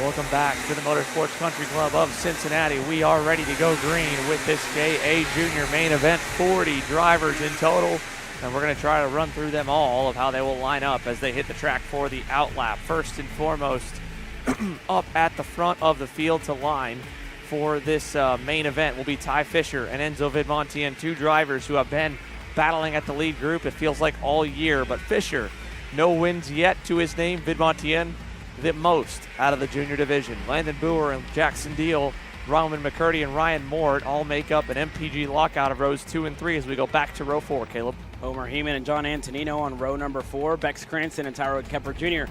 running up your top 10. There's Maximo Karam, Tristan Murphy, Isaac Malquit starting on row number 7 alongside Cameron Marcia. You go back to Nate Golseth and Emerson Lane on row number 8. Travis Pettit, Max Weiland, Luca Gomez, and Gabriel Balog, the final row inside the top 20 for rows 9 and 10. And then the back 10 rows all the way back to the last transfers out of that B pre-final, Wyatt Smith and Casey Mosley on forward. Find your favorite driver there, your favorite team, your favorite chassis, and overall get set for the biggest grid that this event, the Clash at the Club, has seen take the green flag so far this weekend. 40 karts together. We haven't had this many on track, period, since we rolled off the trucks Friday morning. Ty Fisher on the inside on that red or green and white Race Lab Karting TB kart. Enzo Vidmontien on the outside in the white and orange Kart Republic. Into the lanes, into the Track System North America Light System. We are underway here in KA Junior down to turn number 1. Tristan Murphy fades to the middle lane and already contact there with Nathan Golseth, Cameron Marcia, Benham Abernathy, and a lot of drivers going to get slowed way up there. For now, everybody's still on the racetrack. They have to make it clean, though, into turn number 2 to get through. We saw some scary moments in that A pre-final earlier. We also saw a few more in the B pre-final, but through turn 4, the field survives, and up front, Ty Fisher leads us into the infield hairpin. That alpha timing 180.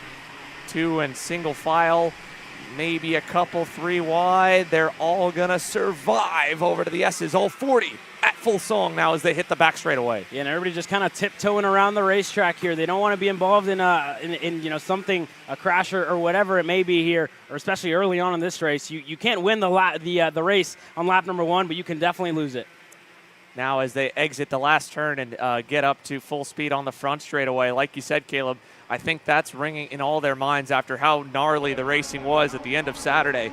A much cleaner start to the main event here on Sunday, and that's a welcome sight for sore eyes as we've got 1 lap complete, 14 minutes plus 2 laps on the board. Fisher to Landon Boer out in front, back to Enzo Vidmontien in third, and a little gap to Jackson Deal. Here's a big move. Down the inside, Ryan Mort going to go by on his MPG teammate. In fact, it's all MPG right there. Mort, Antonino, Roman McCurdy, 5, 6, and 7 through the infield with locking on now is Homer Heeman. He's up to 8th, got around Bex Cranston on the BJR MDR machine. And then Tyrone Kemper Jr. after that crazy crash. Oh, off the racetrack for Homer Heeman. He'll lose a number of spots here down the backstretch. And up front, we check in here. Landon Boer almost close enough, but not yet, deciding to pull the trigger for the lead. Yeah, it almost looked like he wanted to go there as Ty Fisher's teammate Travis Pettit looking to work his way around Tyrone Kemper Jr. here, but 1 lap in the books here. Ty Fisher, your leader, as Antonino looking to get racy here. He's able to get that move done.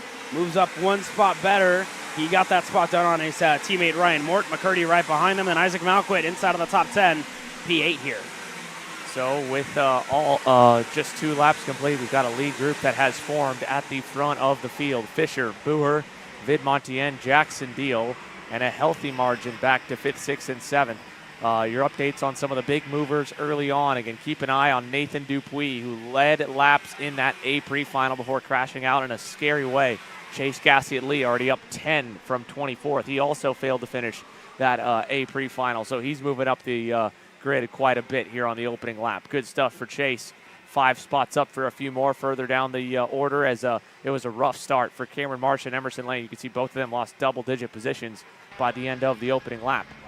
3 complete now, though. Here, Ty Fisher continues to show the way. John Antonino Jr. now at the helm of the next group with the Ryan Mort, Roman McCurdy, and Isaac Malquit up there as Vidmontien tries his first time getting the spot up, and that pass unsuccessful for second. Landon Boer, successful pass for the lead. He'll take it over in turn 4. Yeah, good move there by Boer in turn number 4 to get it done. Ty Fisher slots back in the second spot. Vin Montien looked like he wanted to go a couple of corners ago, but now him and Ty Fisher very good friends on and off the racetrack. So look for them to work together as Fisher's teammate way back in the field. And there goes Fisher looking to get him back. Enzo Vin Montien going to take advantage. Over-unders the two of them. Vin Montien set to go to the point here. Jackson Deal going to push him through. And back down the inside, Landon Boer will get back to third, and Ty Fisher will go from the lead for a second, back down to P4. And just like that, the groups almost get reconnected. Antonino and now Isaac Malcuit, two of the smaller drivers, but both of them on their second full season in junior, now into 5th and 6th. Roman McCurdy 7th, Ryan Moore 8th. How about Travis Pettit? He's had a rough weekend. He's up to 9th as here's a move from Boer to take over 2nd. But Pettit eagerly trying to march up the leaderboard and get up to his teammate, Ty Fisher, who runs safely in 3rd. Yeah, a lot of drivers already making some moves. Looking back in the field, some of the transfers from the pre-final B, Marco Romero up to 23rd after starting 31st. So a couple of spots gained for him. The final transfer out of the LCQ is Wyatt Smith and DR Racing Kart. He's out of this one early, unfortunately. Tristan Murphy, he's out too. So 38 still racing here in KA100 Junior, and very clean, very patient, and very mature driving thus far. Yeah, and they've made a few passes, to be fair. It's not 100% single file up in the lead group, but they are back to a single file train now. Granted, we've added 2. Antonino and Malcuit have arrived. They're now within the tow as we got problems for Nathan Golseth. The Arcane Tony Kart slowing, coming onto the front straight away. He went off somewhere in the back hairpins, and that driver will rejoin somewhere way down the boards. Looks like he may have got into it with Luca Gomez. They're going to fall all the way outside the top 25. Yeah, he slots back in at 27th, so unfortunate there for Nathan Golseth as looking for a move. There goes Landon Boer on the inside of Enzo Vin Montien. Fisher and Vin Montien side by side now. Fisher slots right back in a line, and now it's quickly going to start to add up more and more cars into this lead group. 6 at the moment. You see all the mechanics pointing forward, telling each driver to push, to pass, to continue to single file, because the likes of McCurdy, the likes of Pettit aren't too far off here, Xander. Yeah, how about this run for Roman McCurdy trying to drive by himself up to this lead group? And if it gets too much bigger, Caleb, we've seen only bad things come from a massive lead pack. But for now, things are clean with the 6 up front. Look at this late move. Enzo, wow. Great job recovering that, but he's going to unfortunately pay the price. Rookie Landon Boer slamming the door shut to the veteran Enzo Vin Montien in his final year in junior. He's going to defend into turn number 4 and try to give Ty Fisher the opportunity to go back and make a move on the race leader. Yeah, just a little too late there, unfortunately, for Enzo Vin Montien. And now Antonino on the inside of his teammate in Jackson Deal. He's able to get that move done. Malcuit not too far off. Like we were saying, Rowan McCurdy, serious pace in that MPG Motorsports machine. Last time around, McCurdy was running really good lap times, a little bit better than the leaders with all the pushing and shoving that they're doing. A 59.341 there as the entire Trinity Karting Group looks on. Finnegan Bailiff looks set to go green later on today as they watch Enzo Vin Montien, and there goes Malcuit on Jackson Deal. And at the same time, Ty Fisher able to make the move stick on Landon Boer, so we're going to have a new leader at the line. Let's see if it sticks. They're all going to line up behind. Now Boer's going to poke out with help from Vin Montien. Back to the lead for Landon Boer. He's going to take him to the low side and defend into turn number 2. Yeah, defending pretty early, honestly, to start defending. We have a couple of drivers collected over here. Tyrone Kemper Jr. and one of the MPG Academy drivers as well. It looks to be Caleb Tarter, unfortunately, there. No, that's going to be Ryan Mort. Ryan Mort in the 812. Mort was in the top 10 when they crossed the line. The two of them were 10th and 11th.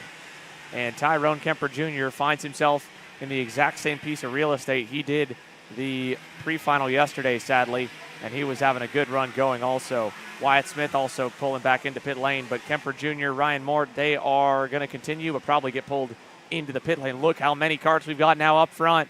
Boer still trying to lead the low side. Nowhere for anyone to go. They're going to stack up. And here's a move, actually. Travis Pettit going to prove me wrong. He'll go by Rowan McCurdy. Here comes Chase Gassiet-Lee. What a charge for Chase into the top 10 now. Chase Gassiet-Lee up 15 spots, trying to make it 16. Yeah, really good drive up for Chase Gassiet-Lee. And now we look back up at the front. Very, very close. A lot of pushing and shoving here. Enzo Vin Montien, so your leader. Ty Fisher, they moved actually Landon Boer out of the way. Thought Boer was defending just that little bit too early, and I mean, that tends to happen there.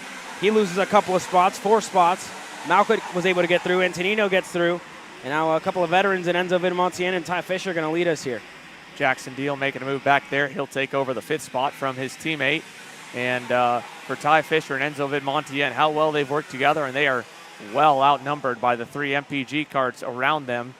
May decide to try and put their differences to the wayside and follow each other. Maybe try and build a gap or at least thin out the herd, because it's 9 deep here as we see Gassie Lee getting around Roman McCurdy back in turn 13. Nice move for Chase, and market official, 16 spots gained for Chase Gassie Lee as we hit the halfway mark, 6 minutes plus 2 laps to go. Yeah, good move that time by. There goes Malquit on the inside of Antonino. A little too late there. Antonino just shut the door. Malquit able to hold on to his spot. It looked like Jackson Deal wanted to go, but they're going to continue pushing here and keep it a little bit patient. In this lead group, 3 MPGs, 1 TKG Kart Republic, and it's about to be 2 TB carts here all in the battle for the lead. Yeah, what a move forward for Travis Pettit. He has continuously reset his personal best time lap after lap and is going a little bit quicker than the race leaders right now, even his teammate in Ty Fisher. So he's got a bit of clear real estate. Finally, in 7th, he can start to charge up to this trio here for 4th, 5th, and 6th with Mal Hewitt, Jackson Deal, Landon Boer. He's going to try and send it on Boer, and he's going to end up getting, I think, both of them. He's going to get by Jackson Deal as well. Boer will tuck in behind Fisher. Here comes Chase Gassie at Lee. I don't think he'll get clear. Yes, he will. Jackson Deal going to cut him a break. He'll let Chase get in line. And Gassie at Lee still close enough on Boer. He's going to send it on him in turn 2, but it won't be enough to get by. Yeah, not enough that time for Gassie at Lee to get by. Let's see if he tries it again here in 4, and Jackson Deal going to get him right back. It seemed like he wasn't happy with Gassie Lee after turn number 2, so got him right back there, and they continue to fight it out for a top 5, I guess, spot, or top 6 spot, I should say, for all of them. And Ty Fisher and Enzo Vidamontien continue to push forward. And Xander, I mean, last year when we were at Wisconsin, we talked time and time again about how Enzo Vidamontien, I mean, he does a good job to put himself out in front, let the drivers fight from second on and behind, and more times than not, it seemed like Enzo Vidamontien has had a runaway victory because of some incident that happens from second on back. Well, he does a great job of really hurting the driver that he passes and putting them in the dirty stuff and triggering the pack to want to eat them up like a feeding frenzy. It looks from the outside like all of a sudden they make a mistake, and when you kind of closely examine it, it's really a strategic move. Enzo doesn't give that driver much less the opportunity to go like this on the inside when it's closer on as Fisher goes by and Antonino goes as well. But that's also kind of a similar move right there. Again, seeing Ty Fisher go by Enzo, he went by so cleanly that Antonino was able to easily follow and still be on his bumper. Whereas if he was trying to drive it where he would hurt him, he might do what Enzo has done in this corner, and that's kind of keep that passing driver, the driver getting past at your outside rear tire. So they have no choice but to go even slower, really break their momentum, put them in the dirty stuff offline, and hurt their chances. As now John Antonino Jr. goes by for the lead on Ty Fisher. So Buddy leads the way in the 893. Ty Fisher second, Enzo Vidamontien third, Mal Hewitt fourth. Again, Travis Pettit hoping for more stuff like this. His teammate back to the point in turn number 1. Antonino will answer with a crossover in 2, and Vidamontien goes to follow.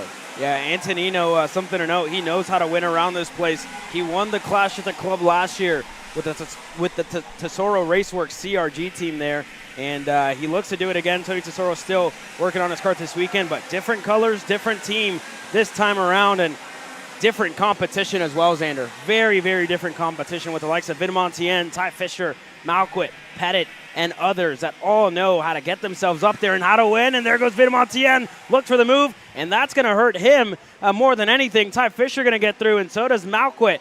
So Enzo Vidamontien falls back to fourth. And now Mal Hewitt nearly on the inside of Fisher. Fisher covers that off, and that's going to give our race leader, John Antonino Jr., a little more time. Big move there by Max Weiland. He gets around Benham Abernathy. Mad Max also making up a number of spots. Let's see how many he's up so far. Abernathy is up 10, and Weiland is up 7. Both drivers well outside the top 10 starters here in this main. Down the run to 4. Let's see if anyone ducks out of line in the main group. I think they're all going to play it smart and run back up to John Antonino Jr., but as much as they've fought, it still kind of kept it one big line back to 9th with Roman McCurdy, and he and Jackson Deal are throwing it on each other there. Deal able to get back, I think, into that 8th spot for the moment. But it only took a lap, and Ty Fisher has already reeled back in John Antonino, so he'll be close. Big bobble for rookie Landon Boer. He can't afford that when they're all so close, and Jackson Deal is going to make him pay. He'll go by. Here comes Mal Hewitt this time, deep enough to get by on Ty Fisher in the back. Yeah, and a couple of moves further back. Landon Boer lost a spot there to Chase Gassier-Lee, who was able to get through in his National Motorsports machine. So a little bit of a mix-up inside of our top 10. Max Weiland closing in as well. Benham Abernathy coming along with them. But for the first time, Malquit finds himself in the 2nd position here. John Antonino also coming off a huge run at Newcastle Motorsports Park. He was the king of the castle there last time out, and it looked a lot like this. Ty Fisher was in the fight, Malquit was in the fight, and Vidmontien were all in the fight until it all came unglued there in the last couple of laps, and Vidmontien and Malquit got together, and then it was a last lap dash in between Ty Fisher and John Antonino, where Antonino was able to get the win. Now as they go to the S's, let's see what Isaac Malkit wants to do and where he wants to make that move for the lead. Does he try it in the back hairpin? I think he'll have a shot even here over the hill.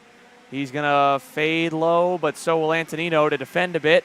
And we're getting down to crunch time, Caleb. 20 seconds plus 2 laps to go. Antonino knows it as well. All the drivers able to see that timing board as Travis Pettit is going to feed a wheel to Enzo Vidmontien. He'll send Enzo to the wayside. Jackson Deal trying to follow. He should get through, but I think Enzo is going to have a nose back low. He'll fend off the rest with Gassier-Lee behind. Yeah, Vidmontien has to be really patient here. Has to be smart. Can't get too desperate to try and get back ahead of Pettit and ahead of Jackson Deal. Has to play it smart if he wants to ultimately win this race. But we are out of time here, so Antonino already trying to go a little bit defensive, middle of the racetrack that time by. Malcolm going to follow him through. A lot of cars in this lead group. Anybody within this top 10 is within a shot of a race win here, Xander. Yeah, there are so many that have a chance at it, and we know it's not going to stay pretty as we get down to the checkered. We already saw some sparks flying in that micro Swift main down the back straightaway. Mal Hewitt, Fisher, Faden. Here's a late move. Gassier-Lee going to send Enzo Vidmontien to the wayside there. That's just outside the top 5. He'll take over 6. Enzo, 7th, trying to hang on from McCurdy. He'll bring Weiland back through. Here goes Abernathy by McCurdy for 9th. 2 to go at the line. John Antonino Jr. trying to repeat his win from the Clash at the Club a year ago. Isaac Malka trying to go back to victory lane. He already won earlier this year at Charlotte Motor Speedway. Ty Fisher has had so many podiums, he's probably lost count. He wants a big race win. And Jackson Deal to the outside trying to set himself up for a big win as well. Yeah, 4 cars here in the main group. Travis Pettit not too far back, and Gassier-Lee a charge up the field all race long. There goes Ty Fisher for 2nd. He gets through. Jackson Deal gets through on Malquit as well. And now a lot more cars start to join this lead group, but it's going to be crunch time for Ty Fisher to close down his gap to John Antonino, as there goes Landon Boer going a bit wide. Vidmontien following him through, and he's going to slot back in line. Vidmontien looked for a move there. Not close enough to get it done. Very, very late on the brakes there. Tried to outbrake him, couldn't get it done. And here comes Max Weiland on the inside of Abernathy, who looks to get the over-under. Not going to work. Weiland holds on to it. 1 stick in the air. White flag is up. Last time around for these KA juniors. Big time lead for John Antonino Jr. up to nearly half a second at the line. This could be a really good last lap if he can hold it. Ty Fisher trying to get back to him. He is watching that first win stay too far out of reach, and he's going to have to defend into turn 4 from Jackson Deal, who's going to lay the bumper on him and move him a little bit wide. Fisher still holds the spot, but Antonino's going to get away. Here comes a big run to the outside and an over-under from Chase Gassier-Lee. He can't go anywhere. They're all gridlocked, 2nd back to 6th. And out front, John Antonino Jr. headed for home up and over the hill. There goes Chase Gassier-Lee side by side with Pettit, and they continue to fight, but none of this is going to matter. Nobody's going to catch. John Antonino has been a league of his own all weekend long, arguably the fastest driver, made contact with some of his teammates, but has been able to get it done here as Deal goes side by side with Fisher, gives him the side pod. Fisher should hold it, coming to the line. 2 years in a row, John Antonino wins the Clash at the Club in KA Junior. Ty Fisher hangs on over Jackson Deal. Jackson Deal will score what I believe would be a first career national podium with an awesome run. Ty Fisher, all things considered, as much as he would have wanted the race win, A second place with Enzo Vidmontien crossing the line down in 8th is going to bolster that championship points lead going into the night fight. Very, very good end to the race. Unfortunate there for Ty Fisher, but Isaac Malquit able to come away with the 4th. Not too bad. Chase Gassier-Lee, what a drive up the field for Chase Gassier-Lee and his Nash Motorsports machine to get a top 10 here this weekend. Landon Boer as well. Enzo Vidmontien, unfortunately, not a bad result considering his championship hopes, but definitely not what Enzo Vidmontien is used to and definitely not what he would have wanted. Max Weiland a top 10 as well after starting from further back in the field. Ben Abernathy 10th. Roman McCurdy 11th. Homer Heeman, not a bad drive for Greg E to finish 12th. Caleb Tarter 13th. Gary Vlog 14th, and Nathan Dupuis charging up the field as well after starting closer to the higher 20 range, making up a couple of spots there to finish 15th. Bex Cranston 16th. Marco Romero, good drive up the field for him as well. 17th. Emerson Lane 18th. Cameron Marcia 19th. A couple of rookies here in 17th, 18th, and 19th. And you go back to Indy Anderson in 20th. Davis Henry in 21st, and issues for Nathan Golseth put him back in 22nd. You go to Nolan, Cadence Presley, a couple of spots gained for him as well. Derek Wargo, 27th. Isabella Simpson, 28th. Mason Kuhn and Casey Mosley, your top 30 here. And a couple of more drivers that unfortunately weren't able to finish further back in the field here. The likes of Wyatt Smith, Tristan Murphy, Maximo Karam was out, and Luca Gomez.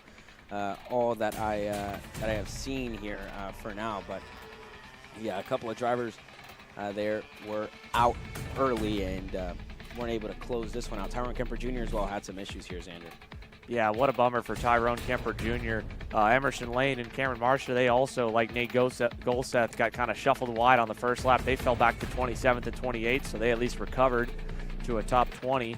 But a good charge for Nathan Dupuis, especially about getting back up on the horse. I know he was probably pretty shaken up from the scary crash he had yesterday where he spun in second in the 8 pre-final and had the field facing him head on at full speed, and one of them ended up clobbering him, and it ended up being Caleb Tarter, who also, what a comeback drive for Caleb through the pack to drive up to 13th. Fantastic stuff from Caleb Tarter. We'll hear from our top finishers from KA Junior as they roll through the scale line and head over to the Mazda Motorsports press area, but the engines have fired for Swift Stars, so let's take a look down on the starting grid for the main event. Josh Bergman and Nico Katowski will line up the front row. Josh Bergman and Nico Katowski both hunting that first career national win. Katowski looking for a first national podium. He's been under the tutelage of Diego Ramos for the last few weeks over the summer, and that extra bit of seat time has taken Nico to a whole new level. Behind them, 2 drivers that have stood on the podium plenty of times, and Parker Ives, one of our most recent winners in the Swift Stars division, rolling from the second row in 4th, and Marco Sammet in 3rd. Simon Jack Klein and Holden Myers on row number 3. And you go back to Bowen Green and Anthony Mazzucchello on row number 4. Alex Kutcher and Cameron Johnson, row number 5. We saw Alex's uncle, Andy Kutcher, go at it earlier today in the KA Masters class. Then back at row number 6, Robert Lash, the rookie on the TKG Kart Republic's had a pretty impressive run through the grid this weekend. He starts alongside the Paralyn of Grayson Walcott. Then it's Brandon Ang on row 7 and AJ Stoner on the outside of him. Ben Gleberman, Asher Ferris, Paxton Romero, Nicholas Mose, Bashi Jimenez, and Riley Dobelier cap off your top 20.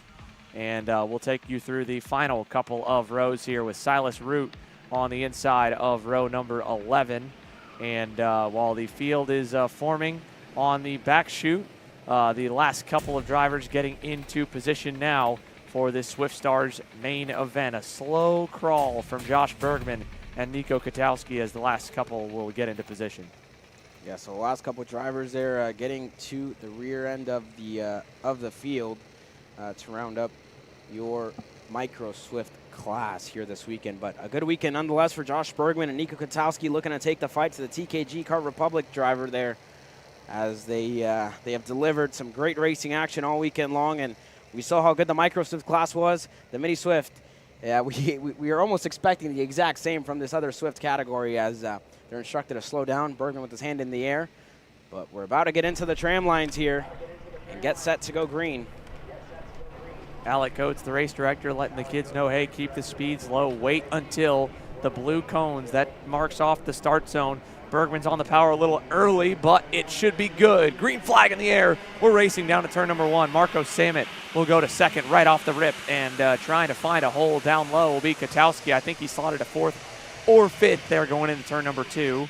Looks to be just behind the comp cards from Timmy Tech, Holden Myers, and Bowen Green. So P5 for Katowski from the front row, just ahead of Anthony Mazzucchello, who got a great start there from 9th. So great run in the works for the TFR Kart Republic. He'll lose a spot, though. Parker Ives going by. No, not Mazzucchello. That's actually Kutcher that got the run on the blue and black Nitro kart. Here's Bowen Green, though, right ahead of Katowski. They were trading spots a little bit through the S's and have lost some time to the top 3. They're going to lose more. Katowski wants the 4th spot.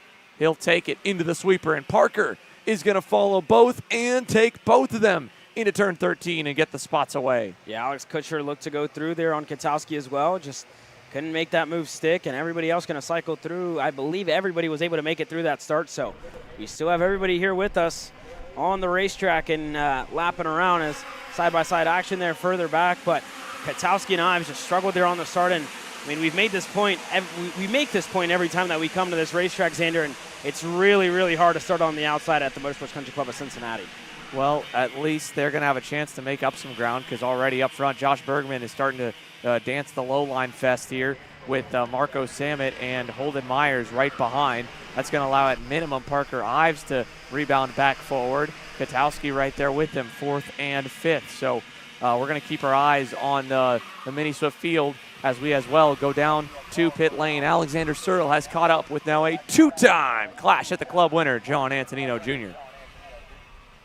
Thank you, Xander. John, you won this race last year. You won it again in even more difficult fashion than last year. What was it like inside the driver's seat?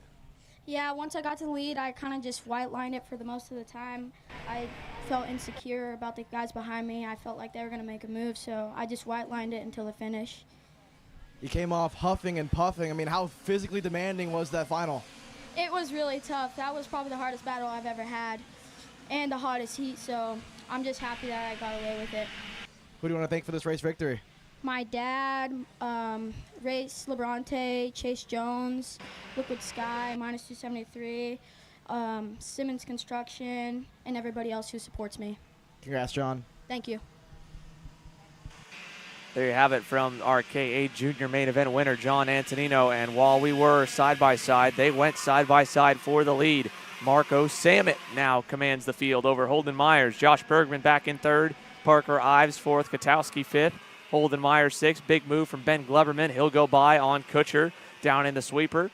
And now as they go through the back hairpins, a little more contact here. That's Bashi Jimenez in the middle. Grayson Walcott in the fight also. All ending up single file to go back onto the front straightaway. And we'll put another lap in the books with the 175 out in front and down to pit lane for the other side of the story from that main event. Ty Fisher, he'll have to wait another weekend to get that maiden national win, but he's going to head into North Carolina, Alex, with one heck of a points lead.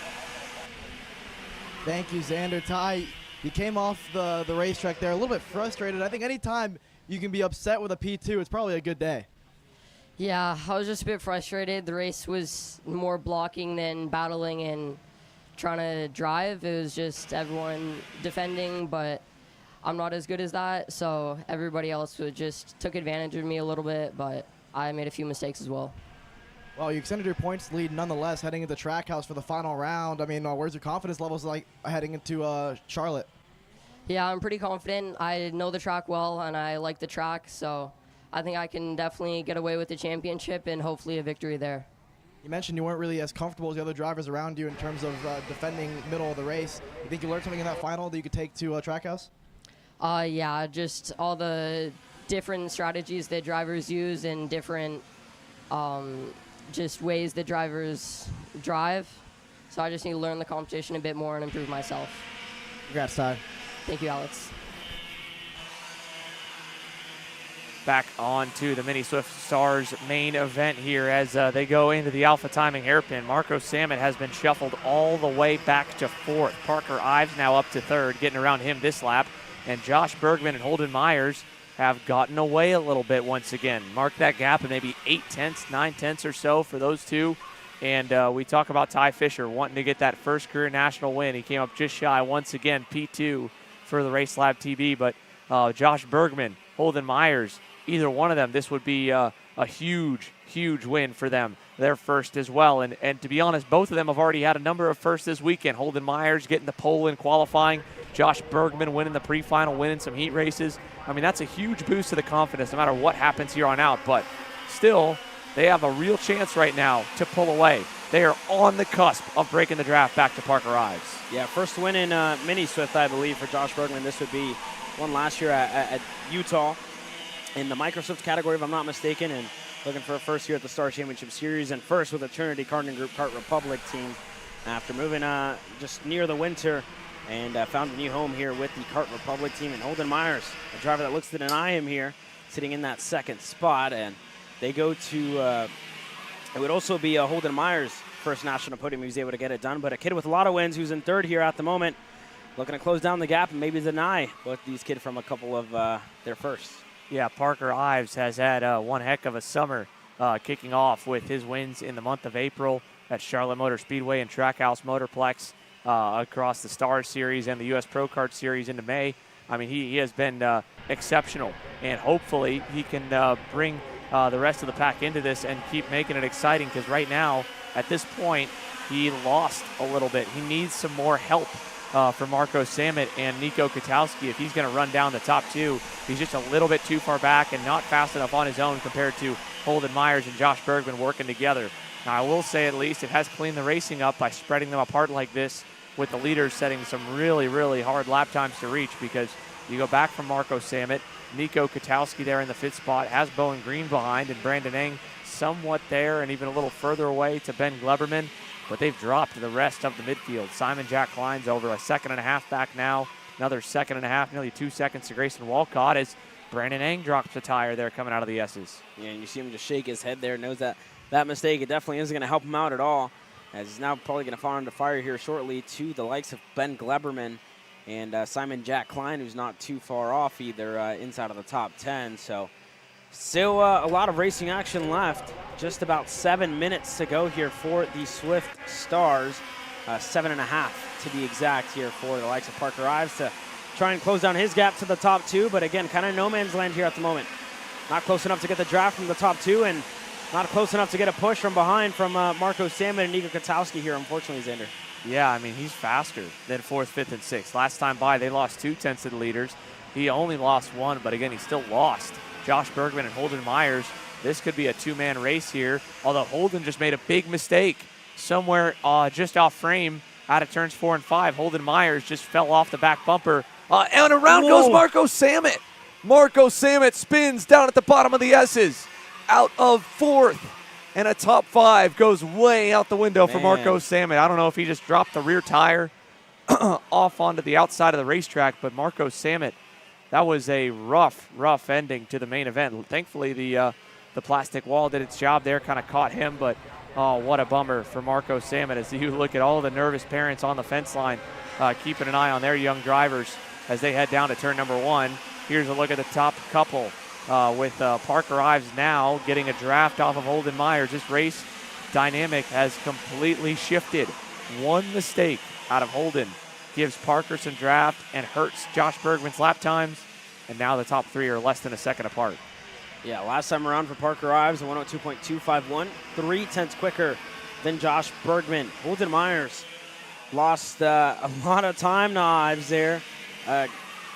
He was a 102.9 compared to the 102.2 of Ives, so a couple of tenths lost there for Holden Myers, and lost 4 tenths in the process to Bergman in the process as Ives goes on the inside, just a little wide there for Holden Myers. Loses a spot there to Parker Ives, and now Parker Ives going to play cat and mouse here with Josh Bergman.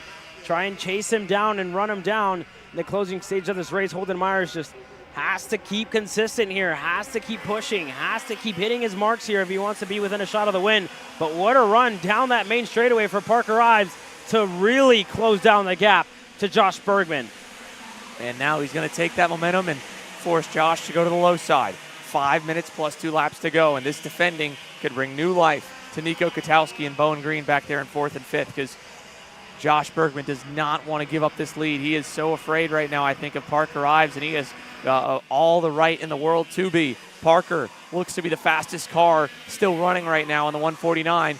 Can he get there and find a nose down low? He's got to run down the backstretch. He will not go with it. He's going to stay pushing Bergman for now. Yeah, Bergman goes a little wide there on exit. Parker Ives to the bottom of the racetrack in 13. Ives takes the lead. Myers goes through. And Josh Bergman slots back to the third spot. And I don't know what's going on with the pace of Josh Bergman, but Parker Ives absolutely flying late in this one. A 1:01.9 last time around, and he could even go faster this time, and he doesn't. But serious pace here in the machine of Parker Ives. And Bergman already losing a little bit of touch here with the top two. A couple of car lengths separates the three of them. This weekend already is a major points jump for Josh Bergman. He's already passed, I believe, 2 drivers in the standings. He's trying to pass some more, but still at the same point, Parker Ives entering with the championship points lead and having that rough go in qualifying, going down in 9th, put him on the back foot for the heats. He gave up some more points.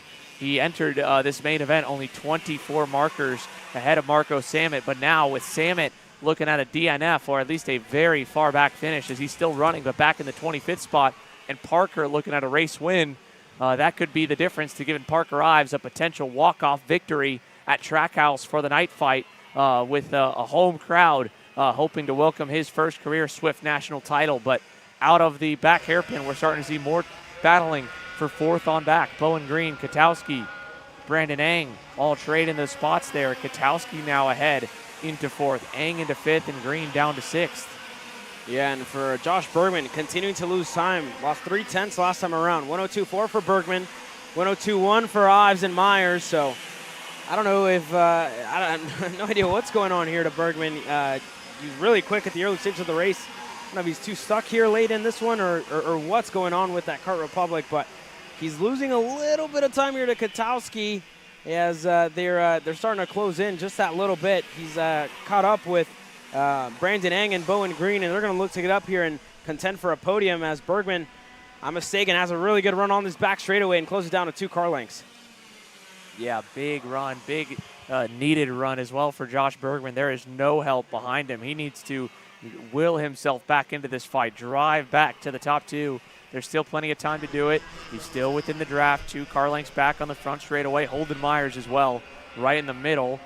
Needs to stay close and not allow Parker Ives to get away. That one mistake Holden made earlier in this race allowed Parker to get back into the fight. And now, if he makes another one, or if him and Josh get into it too hard, Parker Ives could drive away and break the toe.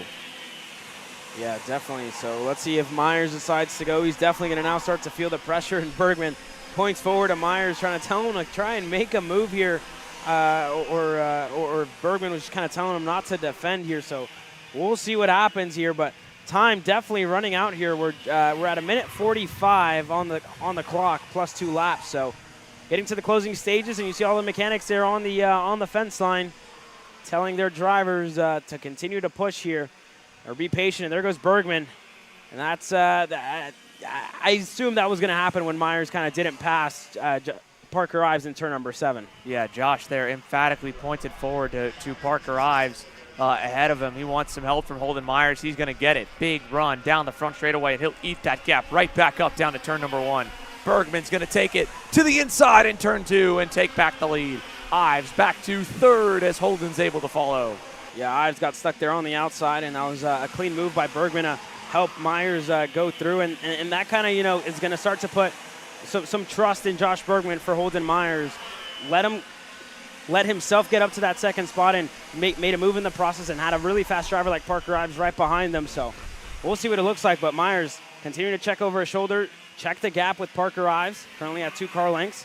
Going to close down as soon as they get up to his back straightaway, but what does Myers do here at this point? Does he go for a pass? Does he push? It's definitely, he's going to have to choose here shortly when they get to the stripe. 3 laps to go. Yeah, Holden Myers, I think, is happy to ride in 2nd until we get to that 2 to go signal. The downside is Parker Ives there in 3rd is going to keep applying pressure to get back to the lead. Meanwhile, check this out. Katowski versus Bowen Green back for the 5th position. They've allowed Brandon Eng to get away a little bit. They also know it is almost time. 3 laps to go as now Bergman's going to go to the low side, start defending just a bit. Myers setting up back and forth, down at turn 4. He'll go to the middle. Parker Ives waiting to see what happens, trying to find a gap. It will not open up for him. He stays back in 3rd. Yeah, and that track system clock kind of doing his job here for Josh Bergman. He knows how much time he has left, knows when he wants to defend. It's going to be with 3 laps to go, and that's how it is now. Bergman looked to move to the bottom. Myers there. It looks like they're going to make contact. They're able to keep it clean, but Bergman kind of just, his momentum took him to the right. Myers looked for that gap, couldn't get it done, but Parker Ives with new life here. Bergman to the bottom. Ives going to stay at the top, and they're going to go almost 3 wide here as Ives looks to set up an over-under on the 2 of them. Not close enough. Bergman going to continue to defend. 2-6 will go up in the air this time by.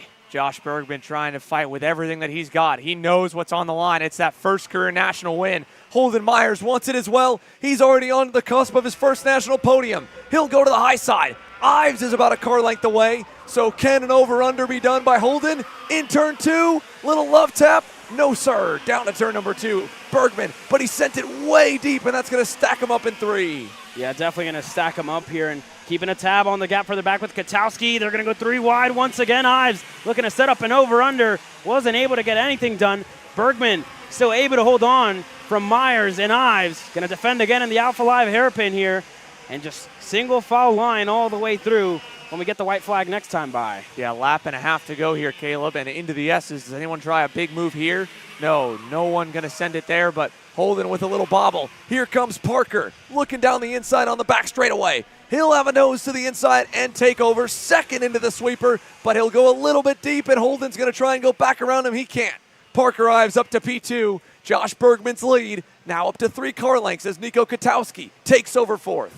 Nico Katowski able to get it done. He was fighting with Brandon Eng there in Bowen Green, but all that fighting is exactly what Bergman wanted to see. He's not going to want to see that gray helmet on his rear bumper this time around.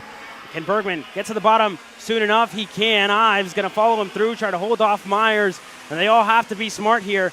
If Myers looks to go for a move on Ives, that's all Josh Bergman's going to need here. Bergman to the bottom. Ives looks to go to the top, set up the over-under. Just not working. Bergman doing a good job of defending here, Xander. Down into the infield hairpin for the final time. Bergman still low. Ives just following him. Nowhere else for the 149 to go. Holden's going to get an over-under. Can Holden Myers take back second? He'll have a nose ahead and take it away from Parker. Now up the hill. Final time. Bergman a little bit wide. Here comes Holden. He's got a nose down low. Contact. Myers spins. Saves it. Parker into second. Bergman gets the lead. I don't know what the officials may say about that side-to-side move, but over to the last turn. Parker Ives into second. Myers trying to get back for 3rd. The run to the line. Bergman will cross it first. It may be provisional, but Josh Bergman with a big run. Here comes Ives. Myers. Bergman's going to provisionally win the main. Ives finishing second. Holden Myers 3rd. Katowski 4th. Brandon Eng, P5, and a good run for Bowen Green and Ben Gleberman. His best finish on the national stage, finishing 7th. Simon Jack Klein in 9th. Bashi Jimenez, 9th. Isaac Payne across the line, P10. Then you go back to Nicholas Mose in the CRG Norton machine in 11th. Grayson Wolcott, 12th. William Vitor, 13th. Paxton Romero, 14th. Cameron Johnson, your top 15. But, wow, what a last lap dash, and everything provisional as of now. We don't want to assume anything, but that was very much on the line there, Xander. Yeah, that's dancing the line, right? It's tough. We already know that the Stars officials have been on it. They warned Mick Gabriel for kind of making some moves, and he didn't even have necessarily contact, but it was drivers that were almost alongside him. Once someone's alongside you, you have to at least give them a lane down the straightaway. You can't make any side-to-side contact. So I don't know how that will hold up, but if it sticks, it's a first career national win for Josh Bergman and a big congratulations party awaiting the Trinity Karting Group driver by helping defend the house here at MCC. And then on back to the top 10, some movers and shakers. How about Bashi Jimenez grabbing a 9th, Isaac Payne coming from the rear up to 10th. Simon Jack Klein picking up a few spots to finish 8th. And on down past your top 15, we'll take a look at the final few finishers here from that Swift Stars main event. What a heartbreak for Marco Samet. Oh, man. 24th after running inside the top 5 and entering with a real shot to take over the points lead. Instead, he'll be in a major points deficit when we roll into North Carolina on Thursday in mid-September. But the engines are already fired. Let's take a look now to your starting lineup for your KA Stars main event. 40 deep here in this one after more than 50 drivers entered the weekend here in Cincinnati. Let's take a look at the lineup right here. Mick Gabriel on the inside of Finnegan Bailiff to kick things off. James Overbeck and Josh Campbell in all BJR MDR Enkart row number 2. You go back to Alan Isambard and Adam Maxwell on row number 3. Lucas Zabel and Von Beasley on row number 4. Back to row 5, Presley Whitney and Will Steele will cap off your top 10. Then you'll go back to find Luke Powers on the War Power Racing Red Speed and Carter Thompson's TKG Kart Republic in 12th. Noah Jackson and Jaden Harry make up row number 7. Ben Gaughan and Christian Valverde, row 8. Zach Frank and Ryan Crouch on row 9. And rounding off the first half of the field will be Dallas Dunlap and CJ Bowman starting 19th and 20th. Back in row 11, Sam Avrutsky and Christian Moniz. You go back to Andrew Hamill and Massimo Sunseri on row number 12. Giovanni Suntor on row 13 alongside Kai Broben Facino. Row number 14, Matthew Maccabee and Brandon Lemke. Back behind them, Jackson Wolney and Mason Surgeon, a couple of young guns trying to march forward. Wolney in his rookie senior season's got a lot of work ahead of him. The same for Ryan Bierman and Eli Warren, the first two out of that B pre-final. Chris Harrower has had some speed also.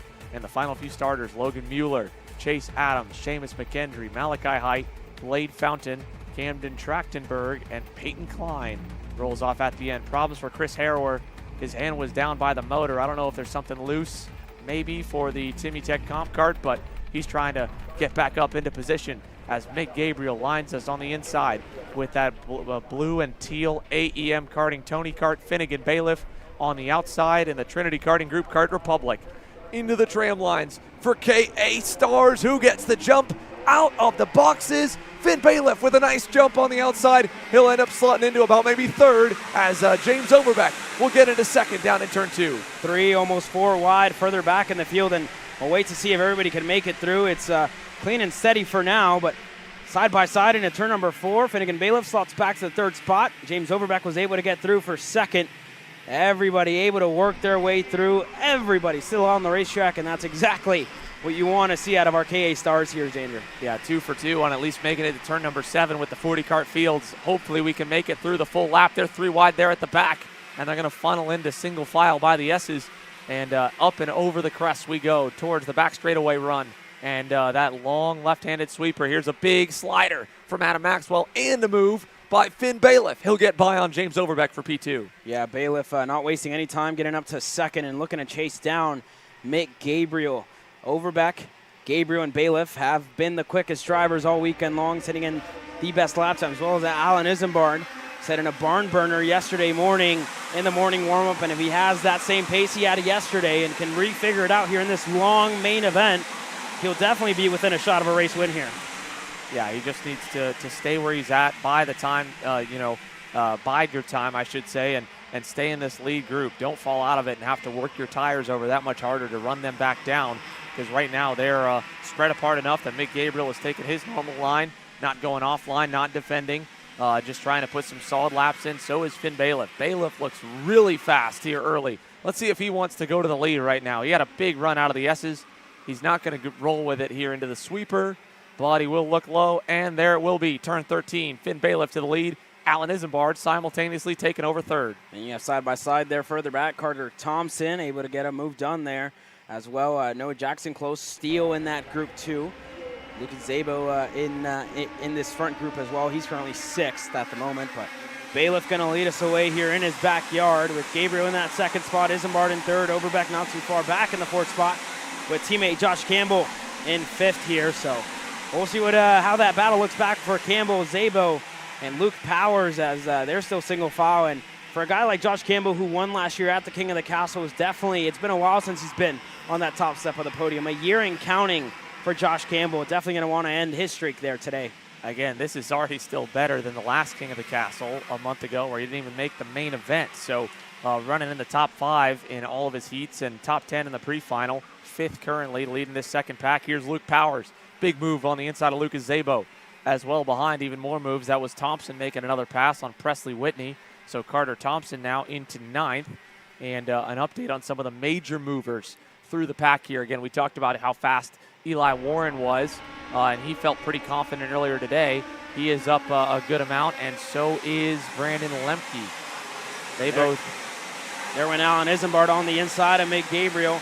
James Overbeck slotted back to the 4th spot, but you see all the moves there on the side of your screen. Gabriel starting on the pole, lost 2. Isambard, they're able to get through, so already a couple of movers. Sanseri, unfortunately, has lost 13, and a couple of other movers. Adams lost 6, Height lost 3 at the tail end of the field, but a lot of moves nonetheless here. And all 40 are still driving as the field heads around the back left. And a big off for Finn Bailiff all by himself. A huge mistake there at the end of the S's for Finnegan Bailiff. And he'll fall all the way to 4th there, putting it off the racetrack. He's going to fight back to 3rd and get back on the inside of James Overbeck for P3. But Finn Bailiff now has to go back on the offensive after a big mistake out of the lead. And for the first time today, Alan Isambard commands the field. For the first time this weekend, I think, also for Alan Isambard, leading this KA Stars field away. He actually had a streak going on before this one, had won every single heat race he had raced in Stars up to this point, and lost that first one at heat race number 1 after just kind of missing it out a little bit on the pace there. So has been a charge up for Alan Isambard, but he's there now, leading us away in the Alpha Live hairpin. Yeah, now out of turn number 7 they go, and they're kind of back to normal once again. 1, 2, 3, 4 all stacked up. Finn Bailiff, I don't know if he's going to be as eager to go back to the lead. There you saw Isambard even make a little mistake. So did Gabriel up and over the curbing, but Bailiff will push Gabriel back up to Allen, and when they're not passing, they are making up time, but Finn wants to go back through the pack. He'll go through. Overbeck tried to follow. Gabriel will answer back. He'll hold on to 3rd. Yeah, that gap now opening up that little bit in between Gabriel and Bailiff here. A car length in between Isambard and Bailiff as Powers able to get ahead of Josh Campbell. Carter Thompson not too far back either. Thompson was quickest in his group here this morning as well, and yesterday already has a heat race win to his name, and a race win last weekend here. And if he has anything like the pace he had last weekend, he will definitely be a contender here as this race continues to progress. 9.5 minutes to go, plus 2 laps. A lot of racing action coming our way. Brandon Lemke's already picked up about 15 spots here, so what a run forward for Brandon Lemke into the top 20, and the same for Jackson Wolney. They've picked up a number of positions so far in this main that somehow still has all but one running. The only driver not running, actually no, all 40 still green as Isambard and Gabriel go back around Finnegan Bailiff. He drops to 3rd behind Gabriel, and big move further back. Carter Thompson, I think, got another one. I think that was Josh Campbell. Carter Thompson is up and into the top 6. That's 6 spots gained and counting for the 951. Change in the lead coming. Mick Gabriel back to the point in turn 1. And there goes Bailiff on the inside of Isambard in turn number 2. He's going to go through side by side into turn 3. Looking to get through, I should say. Not going to make it easy, Isambard. So there he goes now. Finnegan Bailiff gets clear. Overbeck gets clear. Isambard stuck on the outside, but that little bit of fighting has brought in the likes of Luke Powers, Carter Thompson, and more into this battle for the lead. Further back, Maxwell looked to make a move there on Zabo, or it could have been Steele there who he went on, but more and more cars joining this lead group. Well, it was a little bit awkward for Finn Bailiff to get by Alan Isambard, but he's already pulled back away from James Overbeck and closed back up to Mick Gabriel. This group's getting pretty big. Isambard with a big mistake there in the sweeper. Here comes Luke Powers looking to go. Not going to go in the last turn. They're all going to stay lined up. They're lined up all the way back to around 13th right now as they rocket onto the front straightaway. Big lead pack of cars, and Mick Gabriel heads up them all down by turn number 1. There you have Overbeck, and we'll see if Overbeck decides to make a move or is going to push. Pushing for now. Again, a lot of these drivers, Bailiff looking for his first national championship this year. Overbeck looking for his first national race win. Isambard as well looking for a national championship here at the Star Championship Series. And Mick Gabriel looking to go back-to-back race wins out of our three national series. So that would be a lot of momentum going to France later this year for Mick Gabriel. Yeah, James Overbeck is surrounded in the entire top 4 by fellow national race winners. They're thinking championship. I'm sure he is as well, but he'd like a race win. Is behind. Move for Carter Thompson. He'll take over 5th, but here we go, back for the lead. Finn Bailiff retakes it in turn 13. And Overbeck and Gabriel going to get a big bump there from Alan Isambard, and it's going to send Overbeck out to the weeds, but he'll get some help. Luke Powers going to push Overbeck back by, and he'll go back by Isambard as well. James going to go back to third. Powers to follow. Isambard hung to dry on the outside lane. He'll tuck back in, and Carter Thompson, lots of kind of contact as they're all just bottlenecking once they go from 2 wide down to single file in this lead group. Here's Isambard with a move on Luke Powers in turn 4. So a lot of battling here in this group, and all that fighting there for second on back that Isambard and others kind of started has really thrown the gloves off for almost everybody inside and just outside of the top 10. So it's definitely all coming unstuck here. And it all was kind of triggered by a move for the lead that Isambard tried to go through as well. So your leaders, again, a little deja vu from yesterday's pre-final. Finnegan Bailiff and Mick Gabriel leading us away here with 6 minutes to go. Yeah, now as they head out of the last turn, Isambard with a nice lunge underneath Carter Thompson. He'll take over 5th from him, 6th actually. No, indeed, 5th. 4th. Sorry, they've changed so much trying to figure out where they were. Alan Isambard back to P4, Thompson to 5th, and he's going to hang on to that spot over Luke Powers. What a run forward as well for Adam Maxwell on that AMAX Racing Tony Kart. He's picked up a number of spots. Maxwell fell back a lot on the start, and big send from Luke Powers that did not pay off there in turn 4. I don't think he's going to lose a position out of it if he defends here into the hairpin, and he does, and that'll stack them all up. Josh Campbell in that group. Zabo back to Noah Jackson, and joining that pack looks like another one of the BJR MDR entries.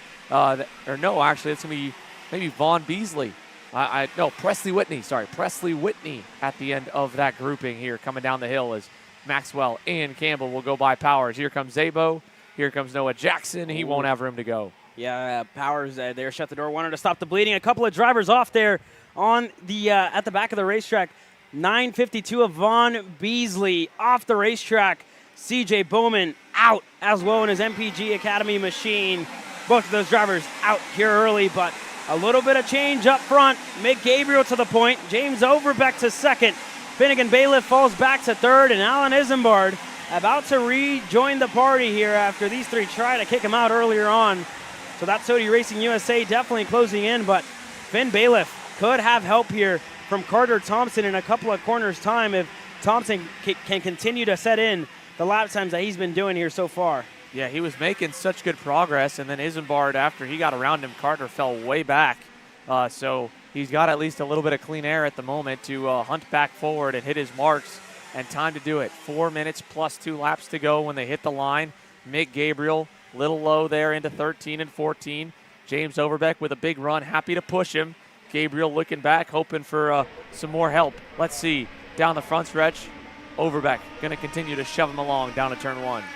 Yeah, Overbeck very happy here, and as you say that, on the inside of turn number 2, Overbeck's able to get clear. He's going to lead us away for the first time in this main event. Gabriel to second, Finn Bailiff there in third.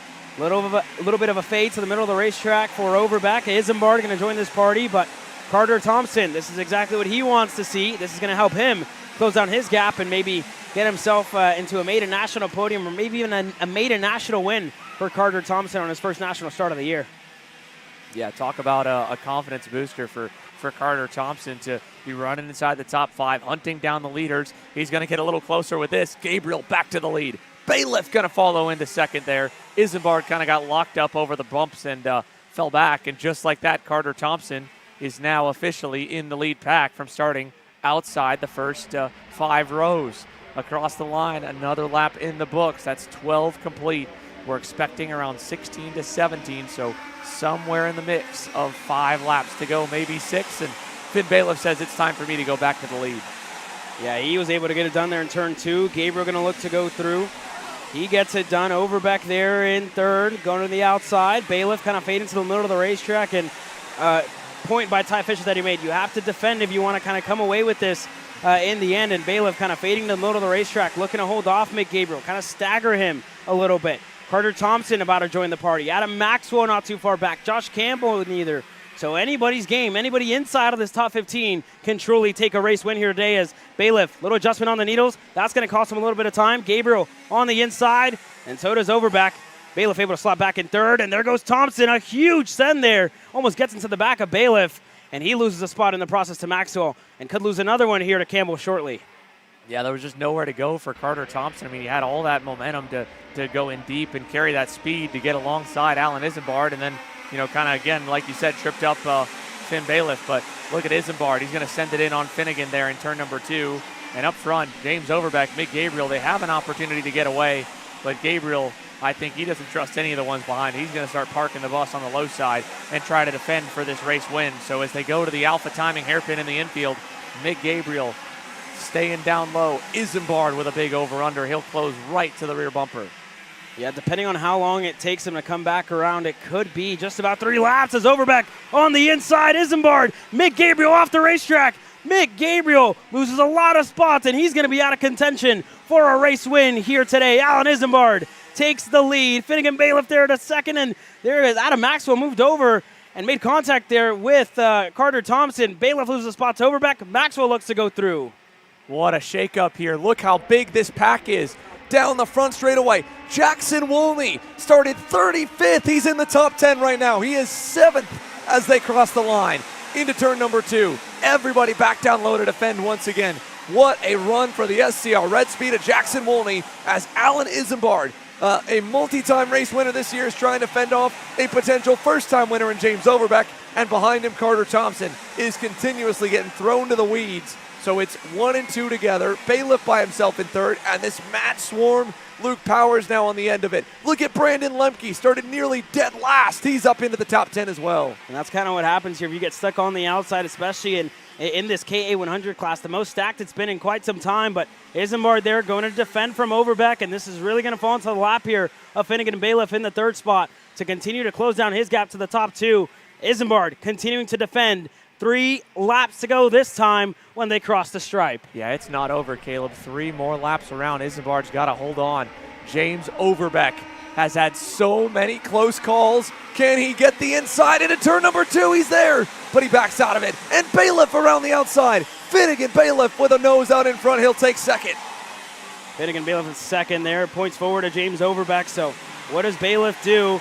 Does he try and go on Alan Isambard, who's been defending for quite some time now, and everybody's going to get stacked up, so you cannot afford to be stuck on the outside. You cannot afford to even get past here or to make any sort of mistake, to drop a tire, nothing. So there's going to be a hungry pack of wolves right behind you picking up the scraps. James Overbeck had a wide arc there. Bailiff went kind of to the center. Overbeck almost able to get to the inside of Finnegan, and Isambard is stacking him up here. Look at Maxwell, nowhere to go. Everybody just trying to stay on the bottom side and not go backwards because there's no room to go forward. There's one that went to the high side. That was the 924, the rookie, Sam Avrutsky, and he's going to pay for it. Campbell gets by. 2 to go. Alan Isambard low. Finn Bailiff gets a nose down low in turn 1. He'll take over the lead, and James Overbeck's going to follow him through to go to second. What a move there by Finnegan Bailiff, side by side in between Overbeck and Isambard, who may lose a spot to Adam Maxwell in the process. It looks like he is. Slots back in line behind him. Zabo there. Carter Thompson in line. But Finnegan Bailiff leading us in his backyard. Warney side by side with Josh Campbell. Thompson off the racetrack. There's no science. There's no finesse to this. This is just park the bus and block to the end if you're Finnegan Bailiff right now. And if you're James Overbeck, you have to get really creative because Maxwell is right on your heels for second. Big run for James Overbeck up the hill, but he's not going to be able to do much with it. Bailiff doesn't leave a lane down low, and they're going to stay on the bottom. Alan Isambard, a little wide arc there. Can't go anywhere. Overbeck with a nose to the inside. He'll run Bailiff out into the marbles. James Overbeck to the lead, and they're going to go side by side behind him. White flag in the air. This is exactly what James Overbeck needs here to get his maiden national win. That gap, Finnegan Bailiff pointing to Maxwell emphatically. You cannot pass for second here on the white flag. You need a push. You need a help. Get back up to James Overbeck, who's on the cusp of getting his first KA100 national victory here this weekend, Xander. The gap was half a second. Finn Bailiff has gotten Adam Maxwell to work with him for a little bit, but I don't know if he's going to be able to get there. James Overbeck, a month ago here, he ended up in the wall, 2 feet away from a first national win. He has had the lead on the last lap in this series already as Isambard and Kalepke collide. They go out and Isambard's into the wall. More contact on the final lap. The fight is going to be for second. James Overbeck up and over the hill. This kid has come so close so many times. 2 corners remain. Bailiff continuing to block low, but as they round turn 13 over to turn 14, he has been so close too many times. Today, he is close enough, and he will get it done. James Overbeck is finally a national race winner in Cincinnati. Finnegan Bailiff across the line in second, Maxwell third. But how about that for James Overbeck? And you see his dad, Matt, Paulie Massimino, and the entire BJR MDR team absolutely elated here. James Overbeck, you're a national race winner. And I can only imagine there's probably a couple of happy tears and a sigh of relief behind the sunglasses of his dad, Matt Overbeck, who has been with him the entire step of the way. He's his mechanic every weekend, and they have made so many leaps forward with that young man. And he has stayed so composed, where many drivers, to go through the hardship, to go through all the close calls, all those moments over the last 6 months, and to not get a win, it would really eat at them at night. But James, you see him at the week in, week out at the races, and he's ready to go at it again. And that mental fortitude has just paid off with his first career national win. Finn Bailiff second. What a performance as well. Adam Maxwell sneaks his way up onto the podium in third. Jackson Wolney from 35th, I believe. What a charge up the grid for Jackson Wolney into a top 5 finish. Sam Avrutsky, the rookie, P6. Noah Jackson 7th. Luke Powers, Lucas Zabo, and Mick Gabriel, the top 10. But there's a look into the scale line as the last few results will cycle on by.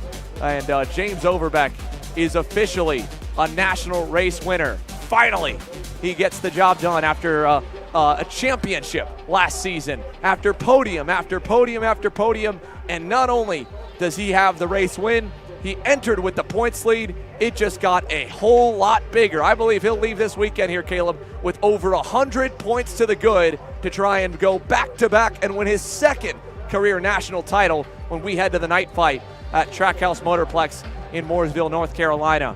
And you can only imagine the elation there. The entire BJR MDR camp smiling on the fence line and stoked for that young man who has gotten the monkey off his back. And I can only imagine the floodgates are going to open, and there are going to be a lot more days like today with James Overbeck on the top of the podium here, Caleb. Man, I'm looking back to last year when Overbeck really crowned himself as the Stars Championship Series champion.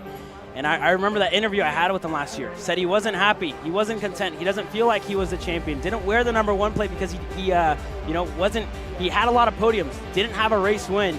This year, if he can close out with a great weekend at Night Fight in a couple of weeks' time, I bet you he will wear that number 1 plate proudly when we get back here in 2025. But chills here after that for James Overbeck. Felt like he had probably a lot of people riding on board that 948 BJR MDR machine on that last lap. And what a move to get it done to catch Finn Bailiff by surprise and kind of trigger that little bit of a fight for second between himself and Alan Isambard. Mick Gabriel, man, what a heartbreak for him. Led so many laps in that main event, and he ends up outside the top 10 with a couple to go, going off in the grass. Just a crazy way to wrap up the KA Stars main event. More than anything else, though, I think that's a positive takeaway. I mean, they were clean, and only a handful of DNFs, including one of those on that last lap being Alan Isambard, who after coming into the weekend with a solid position in the point standings, he was third going into the main event here this afternoon. He will get credited with 35th, a huge blow to the championship standings for the Sodi Kart driver. And for Brandon Lemke as well. I mean, he entered this weekend second in the point standings to Overbeck. He was also involved in that incident. There's a look at the mangled Sodi Kart of Alan Isambard. And, we mentioned it, I think, most of that race, and probably expected more carnage with how big that lead group was from start to finish, Caleb, that at some point something was going to happen and it was going to explode. But really it didn't until that final lap. There is the 952 as well of Vaughn Beasley off on the side. Sadly, he was also unable to finish. He was the first one to go out. Zach Frank, Logan Mueller, and CJ Bowman and Jaden Harry were the other ones unable to finish, but 34 of the 40 starters able to make it to the line. There's a better look there as Overbeck awaits the officials given the green light to go through the scale line and make it official. He still has to get that cart to meet or exceed minimum weight, which I'm sure they accounted for, and then take that LN card over into post-race tech inspection. And then it will be official when we crown the podiums later on this afternoon. All of that podium celebration will be on the live stream following the Pro Show presented by Mazda Motorsports. And we've got one more race before we go to the Pro Show specifically, and that is the OKN Juniors. They're currently on grid while the track cleanup continues. And we will take this moment here to have a word from our partners, folks. We return, we'll hear from race winner James Overbeck, and get ready to watch the last of the semi-pro mains hit the racetrack.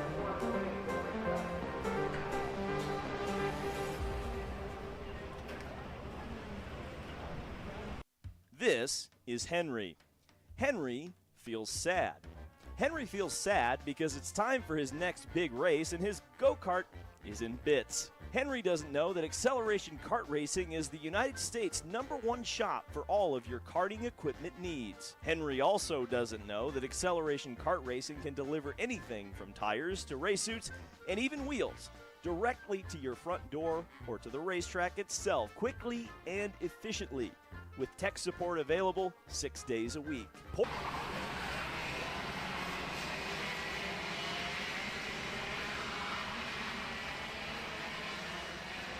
As James Overbeck rolls through and gets the congratulations from the entire BJR MDR camp, the OKN juniors have hit the racetrack.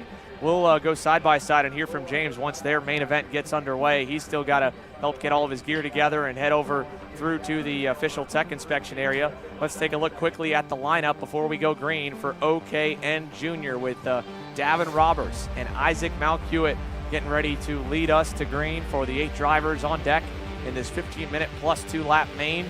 We're still right about on track, so for the pro OKN Stars drivers, you can begin reporting to the grid in a few minutes for the Mazda Motorsports Pro Show. But as we go down the tram lines to the Track Systems North America lights for the final time in semi-pro class action, lights are out, and Davin Roberts leads us down to turn number 1. John Antonino there into second. Max Weiland gets himself up to 4th. Malquit was stuck on the outside there. Golseth looks to go through. They get tripped up, and the Maranello kart there as well kind of tripped up a bit. There goes Weiland on the inside of Gage Korn. Weiland's able to get through up to 3rd. Now with Max Weiland having the fastest laps throughout all of practice and some of the quickest times through Saturday, can he roll that into the lead early as we got problems? Big contact further back. That's the Maranello at Jonah Moniz. Looks like that nose cone being mangled that way in the steering column as well, that he might have had some contact and help with another driver. I don't know, it might have been Chase Gassey at Lee back there. He's the last one running, so that's what I would imagine. But in either case, Davin Roberts has gotten away cleanly. And now Weiland's already going to get up into second with a nice move there on KA's junior winner, John Antonino Jr. He'll drop back to 3rd and battle for 4th. Malhewitt on Gage Korn. He's going to clear him by the time we get down to turn 1. Yeah, good move there by Isaac Malquit to get that spot from Gage Korn. Unfortunately, fortunately for Max Weiland, after starting at the tail end of the field here in this one after some mechanical issues yesterday, he's up to 2nd now and chasing down Davin Roberts. Well, the very happy first-time national race winner James Overbeck is standing by down in the scale area with Alex as the celebrations are just about to begin. Yeah, thanks, Xander. James, finally, I think is the only word I can think of to describe that win. I mean, can you describe to us, what it's been like behind the scenes for you, all the hard work that it's taken to get to this point? Yeah, it's been a lot. I mean, this race about 2 years ago was really my first race running up front in the K category, and I really didn't have any clue what I was really doing up there. But yeah, just a lot of races, a lot of work over the years, working with Brandon, even coaching with Paulie and Smiles, and just everyone out of the tent. I mean, they've helped out so much just to get to the point where we're at, and I feel like now we're able to run up front almost every race, and we were finally able to seal a deal. So at the last Stars race, I came up one corner short, made a mistake there, but yeah, I just wanted to get a gap towards the end. I had felt like I was faster than them, especially through the back section. I could tell Finn and Mick were all getting really tight, so I was like, I just have to go because I knew I had the faster piece, just couldn't pull away. So I did what I could. I had made passes where they weren't expecting it, and it was able to work out perfectly, so it was awesome. Yeah, I mean, for all the close calls you've had in terms of a consistent P2, P3 all year long, does it make it that much sweeter to finally make it happen? Oh, for sure. I mean, and even doing it at home, track 20 minutes from my house, that makes it even cooler with all my family and stuff here. So it's so awesome to just get a win in the first place, especially that it's at this track, which I've run a bunch of races here, never really practiced here all that much, but it's so cool to get it done here more than any other track. I was able to watch the final couple of laps there with the entire BGR crew, and they were just so ecstatic for you. I mean, who do you want to thank for this? It's got to be a bunch of people. Oh, yeah. I mean, there's so many people. I can't even name them all. But, I mean, everyone under the BJR tent, Brandon, Smiles, Eddie, Paulie, even Seglem, who's here this weekend to watch and support.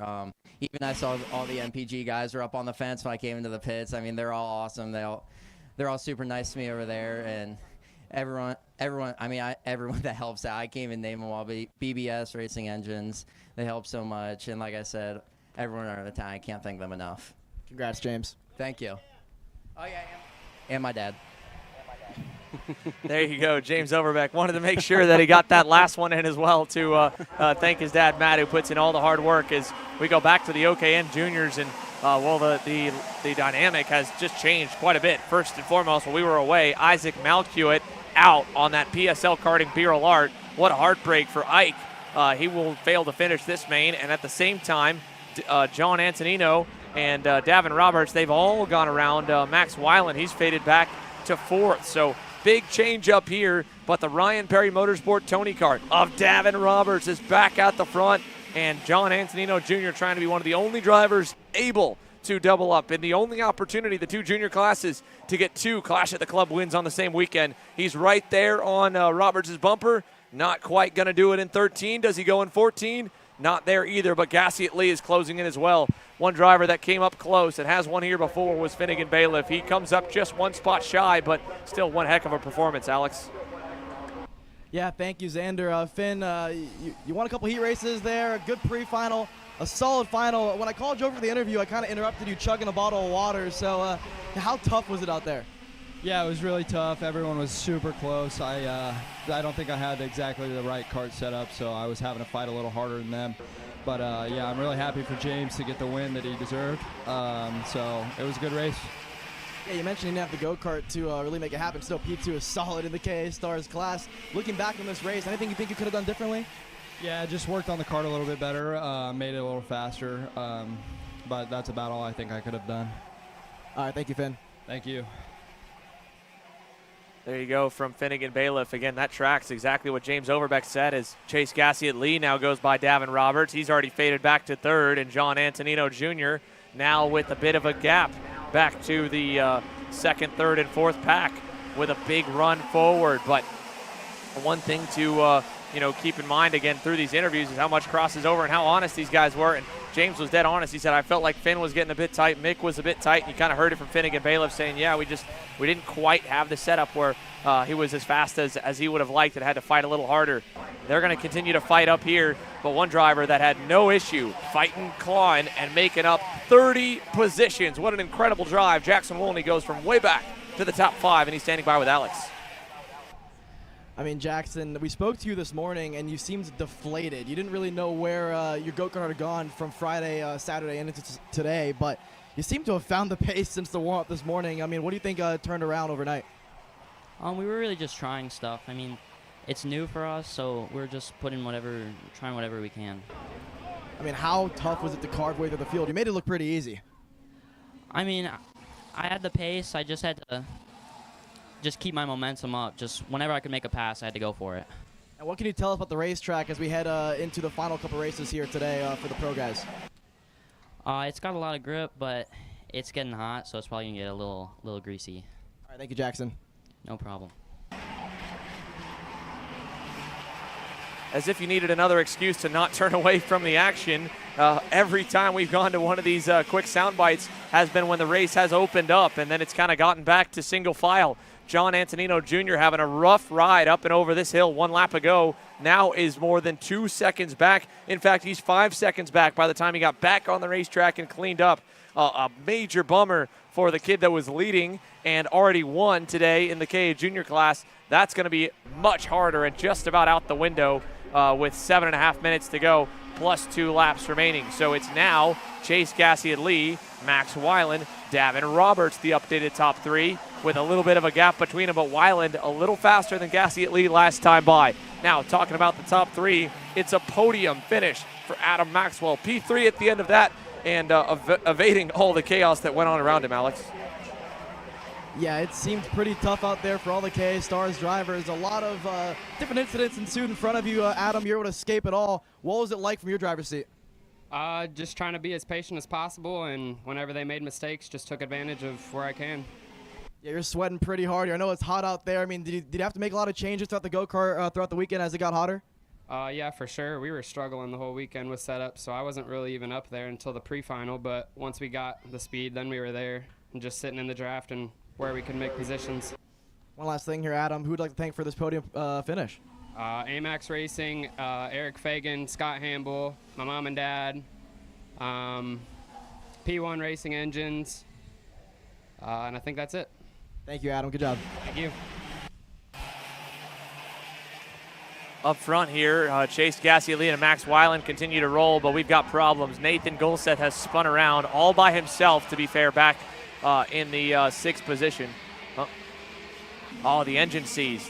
Yeah, Nathan Golseth going around in turn number 2, sorry for the intel. But yeah, the engine locking up for Nate Golseth down at turn number 2. That's not the first engine we've seen let go from any class down here at this corner. Jake Feder, I believe, had the same issue in the KZ Masters division yesterday. But sadly, Nate Golseth will not get to complete all the laps in his OKN Junior main event. The RPM Arcane Motorsports driver goes out running 5th. He'll end up with a 6th place result, as Antonino was able to get around him and continue, but even lost some more time in the process. So he's 6.6 seconds back. The fight for the win, it's going to come from one of these 3. It may come down to one of these 2. Davin Roberts is starting to fade away from the top 2 here, Caleb. Yeah, Davin Roberts just doesn't have the same pace that Gassioli and Max Weiland have here at the moment, but we've seen a lot of mechanical issues out of some drivers. Another one here this weekend with Nathan Golseth, unfortunately, who double duty for him and just, didn't go as planned in KA Junior and hasn't gone anything as planned here in this one either. So unfortunate for Nathan Golseth, but a big, big learning weekend for him nonetheless, as Chase Gassioli is leading us away. A car length in between himself and Mad Max Weiland in the Magic Kart machine. So continuing to go around here as Davin Roberts just kind of losing some time here in the 3rd spot. That gap sits at just about 1.5 seconds and growing here a little bit, just a 10th off for Davin Roberts, and that's really all that you need to kind of lose that time. Every single lap is a 10th, another 10th, another 10th, goes to 0.5 second, then 1.5 seconds, which is what it's at right now for Davin Robertson. So it's just kind of unfortunate there for Davin. Yeah, just a heartbreak to watch 2 drivers in front of you just march away. And, to be fair, Gage Korn, he's in the same boat. He has just been not quite there altogether this weekend. The MPG Kart Republic driver currently running in the 4th spot. Obviously, his teammate John Antonino Jr. was able to figure out his package a bit and lead some laps here in this this main event before going off in the dirt coming up the hill. But at the same point, for Gage, 4 seconds off. He'll take a 4th. At least it'll be a completion of the session, kind of lick his wounds and I think roll into night fight with hopefully some better luck going his way. Here's a look at the 2 leaders down through turns 1 and 2, and this time both Max Weiland and Davin Roberts did gain a bit on Chase Gassioli. In fact, Weiland is now within 1.5. He'll be close enough to send it on Chase here in a moment if Chase Gassioli isn't careful. And he had a little bobble there, kind of a second move of the hands in turn 4. That gap is now down to less than a car length here with 3 minutes plus 2 laps to go. And I'm looking over here to the family section. Gassioli's mom just excited to see her son there at the point of the field, jumping up and down, nervous as Max Weiland continuing to close down the gap, and he has a big run down this back straightaway.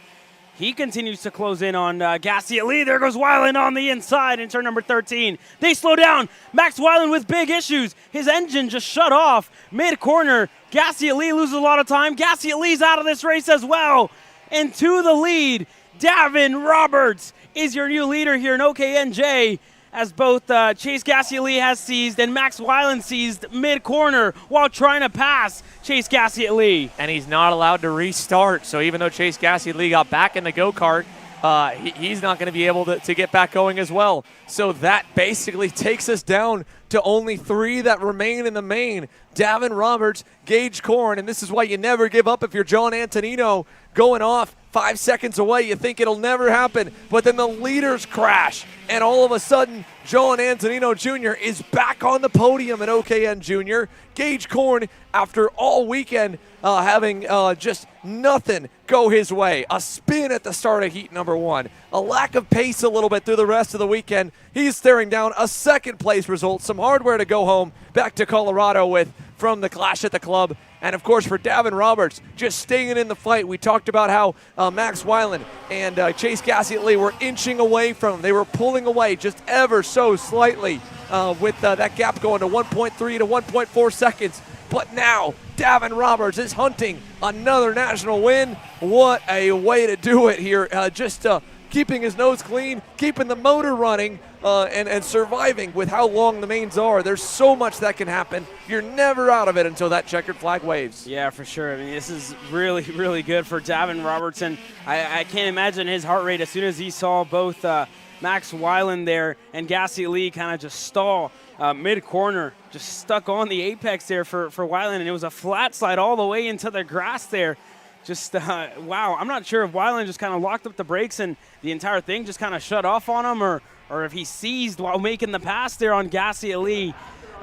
We can only speculate here, but we'll have to wait for Alex Rowe to give us some post-race reports here in a little bit. But, man, oh, man, it's been something and quite a ride for Davin Roberts. I mean, imagine sitting in his seat early on in this race, seeing Gassiet-Lee and seeing Weiland continue to pull away lap by lap, corner by corner. Kind of, you feel the race win kind of fall out of your hands. Even in the first heat, just put himself on the bad side of the racetrack. He was backtracked, had to work his way up. In the second heat, the same thing. Started further back in the field in this one and just kind of been pushing, lap time after lap time, lap after lap to put himself in the position that he's in right now. 15 seconds to go. At the moment, when he crosses a stripe, we'll probably have just about 2 laps to go, Xander. Yeah, it'll be right on the money. And as well, second place is not necessarily locked up. John Antonino Jr. has a chance to reel in Gage Corn. He's cut it down from seconds down to just a little over 1 second last time by. 2 to go indeed given here to the top 3. And it's down to 7/10 from Gage Corn back to John Antonino Jr. Can the teammates run up to each other? As we look down, there is Chase Gassiet-Lee and Max Weiland. And the disappointment for them, again, it wasn't even like they can get mad at each other. Weiland was going by and the motor literally locked up as he was making that pass for the lead. Nothing either one can do, but again, that's the aspect of direct drive racing. There's no room for error. You can't spin out, refire, and rejoin the field. You can't lock the brakes up because the motor will shut off. And I don't know if that's what happened or if there was a mechanical failure of some kind, but in either case, I know that at least we had a mechanical issue with Nathan Golseth down at turn number 2, so that was his problem. But regardless, the fight for second coming to the white flag here while Davin Roberts runs away 5 seconds out in front. This is P2 and P3 battling it out. Antonino versus Gage Corn. Davin Roberts here still going in turn number 2, and look back in with Gage Corn and John Antonino as Antonino looks for a second position here with the 2 MPG teammates. How much are they going to be willing to fight here? They're both on the podium technically, but they kind of want to finish one spot better than what they are. So we'll see how much John Antonino fights with Gage Corn here into the Alpha Live hairpin. Not going to be there for Antonino as of yet, and he's probably going to struggle to try and get that move done on the back straightaway. So we'll see how it turns out for Antonino. But a big run. There goes Antonino to the bottom. He's able to get that move done. Not as of yet. Gage Corn around the outside, and they continue to fight for the last of the podium places. Corn's going to have to finally give way. Give it to John Antonino as he blocks low. But out front, Davin Roberts wins the main in OKN Jr. And behind, here comes the run to the line. Antonino, after all of that, steals second on the last lap and gets a massive points recovery haul. Gage Corn third. This championship picture just completely changed on the blink of this main event here for OKN Jr. Coming into the weekend, Michael McGoy actually led the points, but of course he was unable to make it, which puts Gage Corn as the provisional leader. But then after the heat races, it actually went the way of Antonino. And then that pass right there, that was a 5-point swing, really a 10-point swing, 5-point difference. It was going to be 5 points added from Corn, and now it's 5 points added for Antonino. So John Antonino, by not giving up from getting driven off the racetrack to finishing second, he's going to leave with about, looks like maybe a 15-point margin approximately over Gage Corn. And then behind him, Max Weiland, Chase Gassiet-Lee. They're going to be much further back, sadly, with their DNFs in this main. But we're ready to go. The Mazda Motorsports Pro Show is next on the other side.